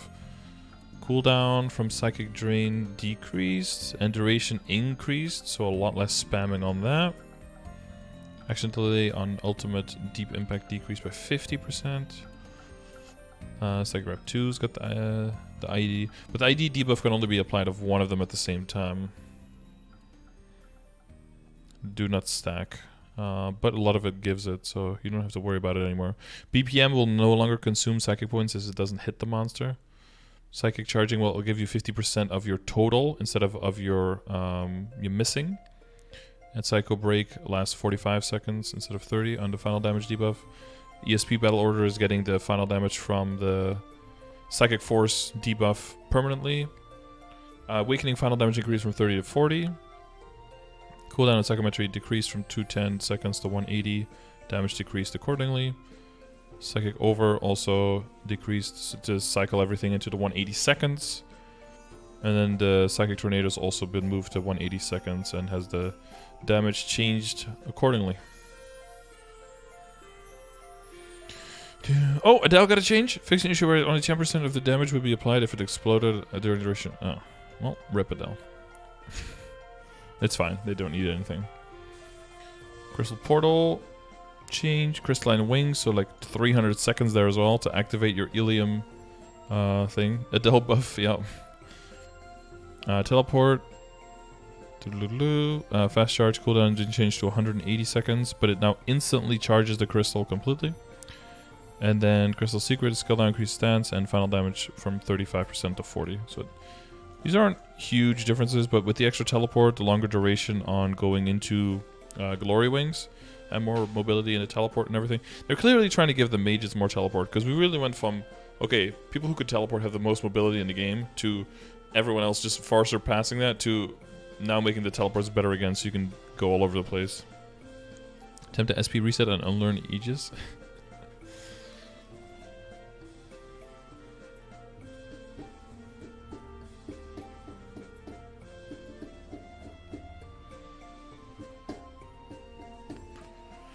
TP is insane in Wings mode? Oh yeah. Yeah, you go so far. Ooh, Arc, big changes. This skill now increases stance by 50%. Fusion completion. Yay. Awesome. Lara changes, trying to make Wind Swing relevant. I don't know if that's going to work. Dragonfang Absorption and Nature Master. Well, Dragonfang Absorption skill is now affected by buff duration increasing effects. The duration has been increased from 60 seconds to 90 seconds, so no longer you have to spam the absorption as long. That's quite good. I wish the I wish the explosion thing, the install thing, lasted longer, but whatever. Auxiliary OP class. They're doing pretty well, yeah. I don't know what they would need, honestly. Reverse damage boost has been increased from 128 to 295. Boosting. Sprinkle. The non-sprinkle damage has been increased from 255 to 36. Oh, I thought they reduced this. Okay, so it went up. Cool. Yeah, extra boost. And Winding Ridges, the upper attack range has been increased by about 64%. Nice. Card looks lean, thank you. Thank you, Pupka. Ho Young got that crit rate, and then the cooldown, a reduction of 1 second remaining key down duration when the skill ends has been decreased from 9.7 seconds to 9.3 seconds. Further crushing their iframe. But I think when it comes to invincibility and mobility, Ho Young is still doing absolutely fine, so that's why they're also... You notice... Wait, so who are supposed to be the power classes in Korea?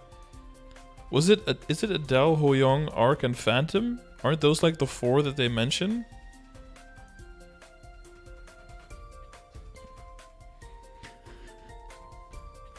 It's crazy how many buffs were dished out, and those classes got like absolutely nothing. It's very clear that they went to like, oh, everyone thinks these classes are OP. Okay, they got nothing. Maybe even slight nerfs. Oh, and Cadena? Yeah, Cadena didn't get a whole... Cadena did get some buffs though, I would say. Some quality of life stuff. Maybe that one doesn't quite fit the profile then. Mastery book removal, so there will be exchange prices. The tradable books will go for 1.5, 2.5. And the untradable books will go for 200, 400. Now, most of these books, you might think, oh my god, I'm going to stockpile a whole bunch of these. Most of the books... wait, hang on. Mastery book 400 spell traces at 5k...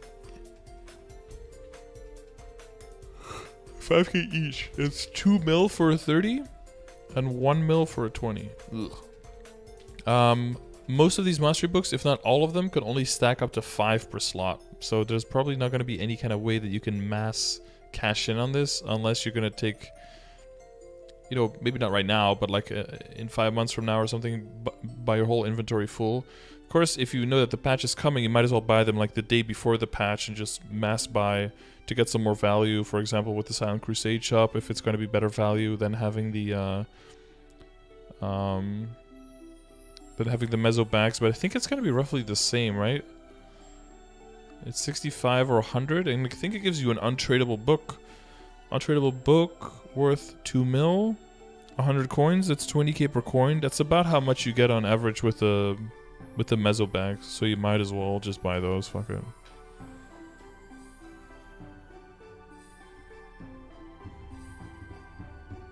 Yeah, it's like 19 point something k versus 20k for the level 30 books. There are also books you can buy from the Root Abyss shop, and there's nothing else you can really buy of any value there. So if anything, you probably want to buy those. But again, that's months from now. So they got rid of the Maple book system because it was in the game since 2006. Because it was an unnecessary hurdle and it was too expensive. Boss entry limits. For the easy bosses, you just have a flat 30% and no daily entry limit at all anymore. So easy, normal for all these bosses.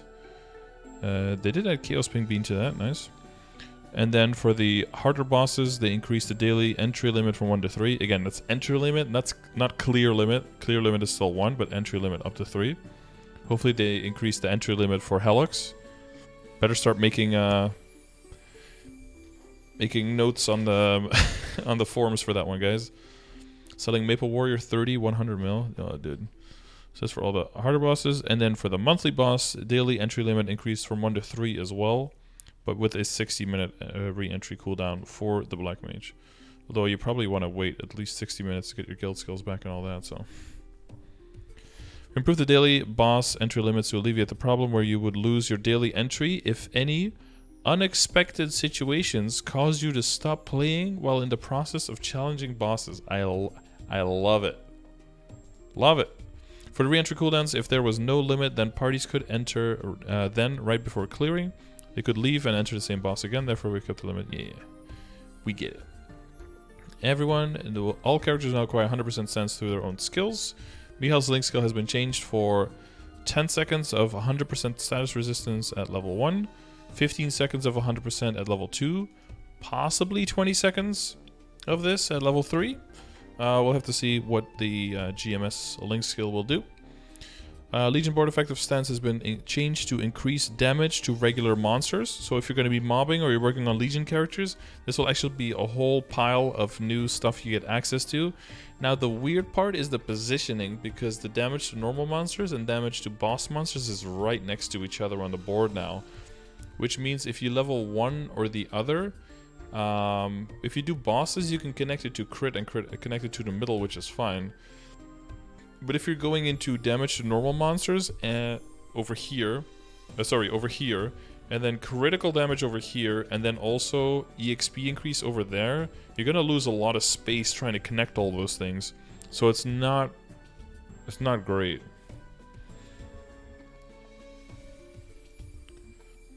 They still have some status resistance. They still have some skills in the game that still say percentage, because it used to be based on a percentage, but now it's a flat amount with like a logarithmic scale, which scales like a mother, like a shit show. Almost a bad symbol, yeah. That also. The hyperset of stance have been removed, and all. So this one has just been removed, but they already added damage to normal monsters there, so they're seeing it as the same change. What up, Saeed? How you doing? Some changes. Decreased cost for leveling up your arcane symbols. No refunds on that though, sadly. RIP. Demon Avenger and Xenon characters' arcane symbols and authentic symbols stats have been increased.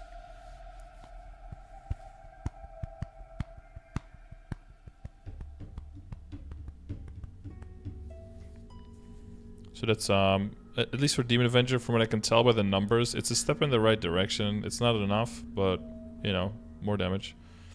Sub chat, missed you guys. There's a lot of, there's been a lot of changes in the chat, I guess. How have you been doing, man? How's life? I missed the old stat resist. Yeah, that was some cool shit. Although, that one was just like, you can go up to 100% for some of them, and then it just wouldn't apply at all for some others. Now it applies to all of them, but it just reduces the duration. I don't know, for endgame I think this is better, but for early game, the other one was way cleaner. Like, you could just be 100% immune to Zombify in Chaos Queen, and you could just hop around and just never get, didn't even need the resistance and all that shit. Oh. Well, we're here if you want to talk about it, my dude. Some extra HP, 2 sets, because nobody cares. They're just selling the Evan and the mechanic gear from the equipment.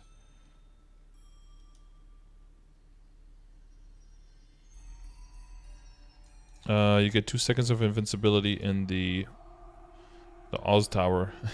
The Tower of Oz now. They added an extra scroll with a little bit of all stat, 3 all, and some HP. I don't know, that's the non-reboot stuff.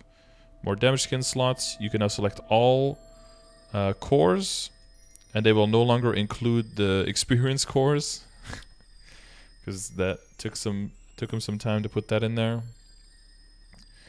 You'll be able to show the cooldown reduction in different ways on the game. But anyways, McCoby was playing yesterday. He said he was in live and he already had this. Oh, this is just increased visibility, I guess. Maple Guide, additional confirmation window will no appear. Oh, it will no longer appear when you use it to move to a map. And then you can add different hunting grounds. I think they removed the maps right next to towns because it was a little bit weird to have those in there. Although, I still teleport to the map right next to the map I'm in. Skill error fixes. Right from the... Yep. Change that they do not override each other. Overlapping effects have been changed so that the higher effect is applied when it comes to the drop rate and the EXP increase for boxes, I'm guessing. Or for bosses. Sometimes boxes. Evan's magic debris will now be created in Dojo Fog Force Training Center. Beautiful. Fix the channels and reboot? I'm not sure. But I don't think that that was their goal, so probably not. Make sure you keep sending them feedback, by the way, on the channels and everything. Don't let them rest on what they did. We need additional communications, and we need to know what they're doing and what their next plan of action is. And they need to know whether the stuff they're doing is working or not. So keep feedbacking all over them. Monsters, Fixation, Black Mage Phase 3, where sometimes the power of creation would be activated 2 times. Yeah, these are just small fixes and changes. Some of these might be more impactful on some people's lives than others. But a lot of this... You get it. An animal, give me that feline. Okay. Wisp's Wonderberry. Lots of NX. Deadly Death Altar Chair. Deadly Death? Well, that is quite a chair. Look at that.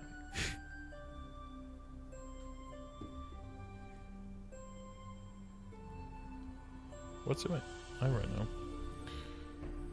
How much would you guys be willing to pay for this chair? Well, when the boycott is over, obviously, because right now, nothing. But in Reboot World, you can purchase each of the Petite Deadly Pets for 99k NX. Each can be discounted. Wait, each. Oh, but can be discounted by 30% with reward points. You can also purchase a Luna Petite Water of Life 30 days to extend their life by 30 days. Oof. Can I pay with event currency? If not, nothing. Okay. Is it a high chair? I'm gonna guess not. I think it's just like floating just over the ground, like the throne altar chair, the one from the Black Mage that you can buy from the event. Golden Hands Awards. Oh, they're giving some silver winners. Bro, I'm pretty sure this one, and this one already exist in the game. These don't look new, but all of this stuff, yeah, I don't. Whoa, that's a big old machine gun. My dear, love you. Oh god. Sarange. This one got a giant fucking machine gun behind you. Okay. Happy 2022 festival. Oh yeah, is GMS gonna do that as well? Cube discount plus scrolls. Events, Adventure Remaster, New Journey. Just to go back to through the storyline, I think. A gift for all players can be claimed. Blah blah blah. Terra Burning Booster. Selective 3 events voucher.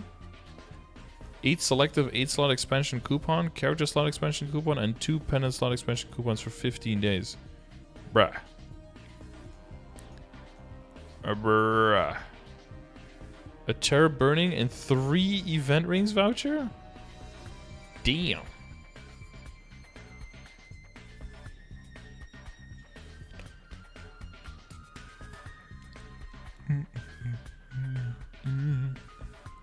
Yeah, the new Journey UI, I think this is quite nice to have it just all in one place. Guns in my PG-13 mushroom game. Remember when they removed all the guns when updates came to the game? New Adventurer's Gift can be obtained by pressing the Receive button located on each reward after reaching certain levels on any adventurer character created after December 30th maintenance. Wait.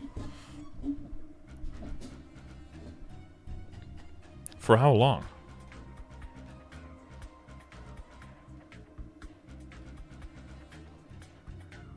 Every adventurer gets the Adventurer's Dream Title Voucher, Personality Growth Potion, Mitra's Double Experience Coupon, Adventurer's Support Box with 50 symbols, 20 nodes, 3 Experience Nodes at 205, 210, 100 symbols, 30 nodes, 215, 3 Experience Nodes, and at 220.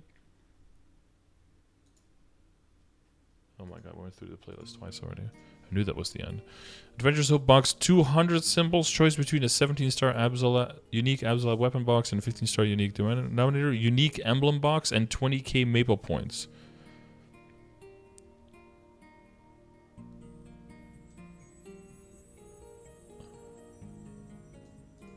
Oh, once per Maple ID. Thank God. Dude, I thought on every single Explorer. Like, what in the... What in the hell? Have they said anything about Mega Terra burning? Yeah. I mean, if you include this, then there's basically... Or if you include this here... Then there's essentially going to be 4 Terra burnings. Like 2 full Terra burning events and then 2 Terra burninators. From what it looks. From how it looks. From what it looks like. Whatever. This chariot is still going on, where you can pay money for doubling your rewards. Starlight Symphony Assemble. You've got the crane playing some music.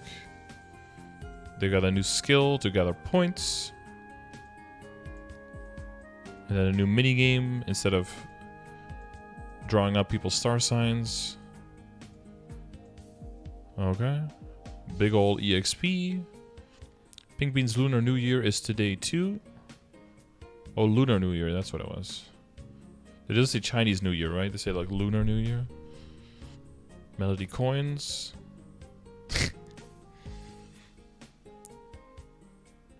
Plump magpie chair. Okay, this chair is kind of cool.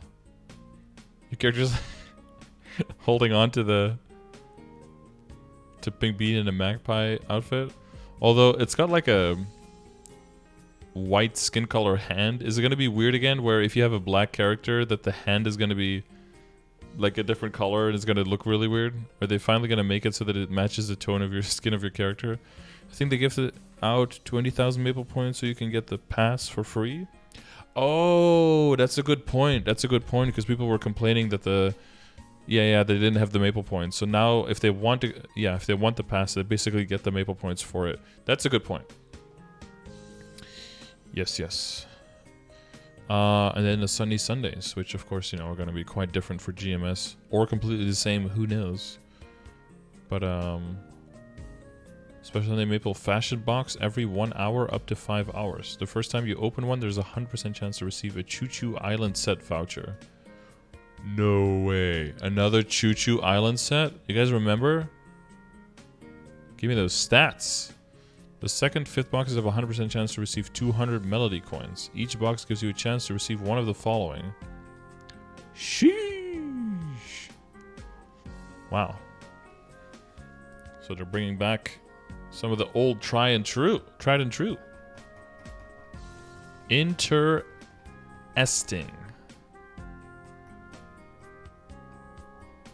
The Choo Choo set still has stats? Wow, yeah.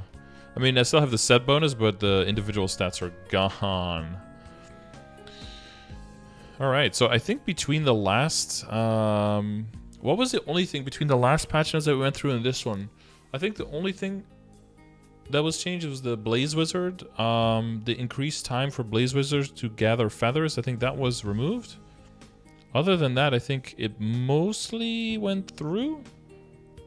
I don't remember any big discrepancies, but yeah.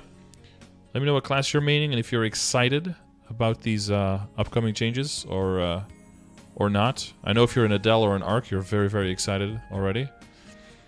But yeah, it seems that they're definitely giving a way more tweakage to the classes that even in GMS seem pretty underplayed and like they could use some help. And some of the classes that already do very well seem to have still gotten a lot of help. So it'll be interesting to see how, if it restores some balance or if it upsets more balance. Except that Arc isn't nerfed? Yeah, I guess so. I guess that's a small victory as well, yeah. I've been waiting for an up jump for Shade for a long time. Well, wait no more. I mean, wait 6 more months.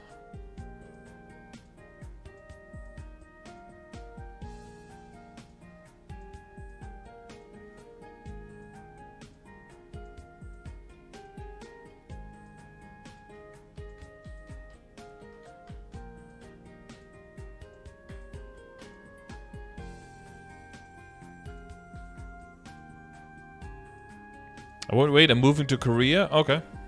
Well, enjoy. Here looks better with more mobbing and damage, so it might mean it when it's revamped.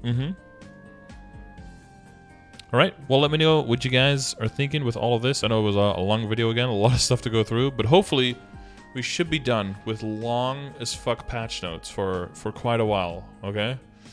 Hopefully we can rest a little bit with these. This is going to be the last chapter of this playlist as well, so... we made it. All right, we made it all the way to the end of the winter 2021 KMS skill balancing. Wow, what a ride it's been. What a bunch of stuff. But you know, it's never going to be over, right? They're still going to keep tweaking in the future, but bunch of tweakers that they are. But yeah, we'll look forward to it. All right, thanks for watching and being on this journey.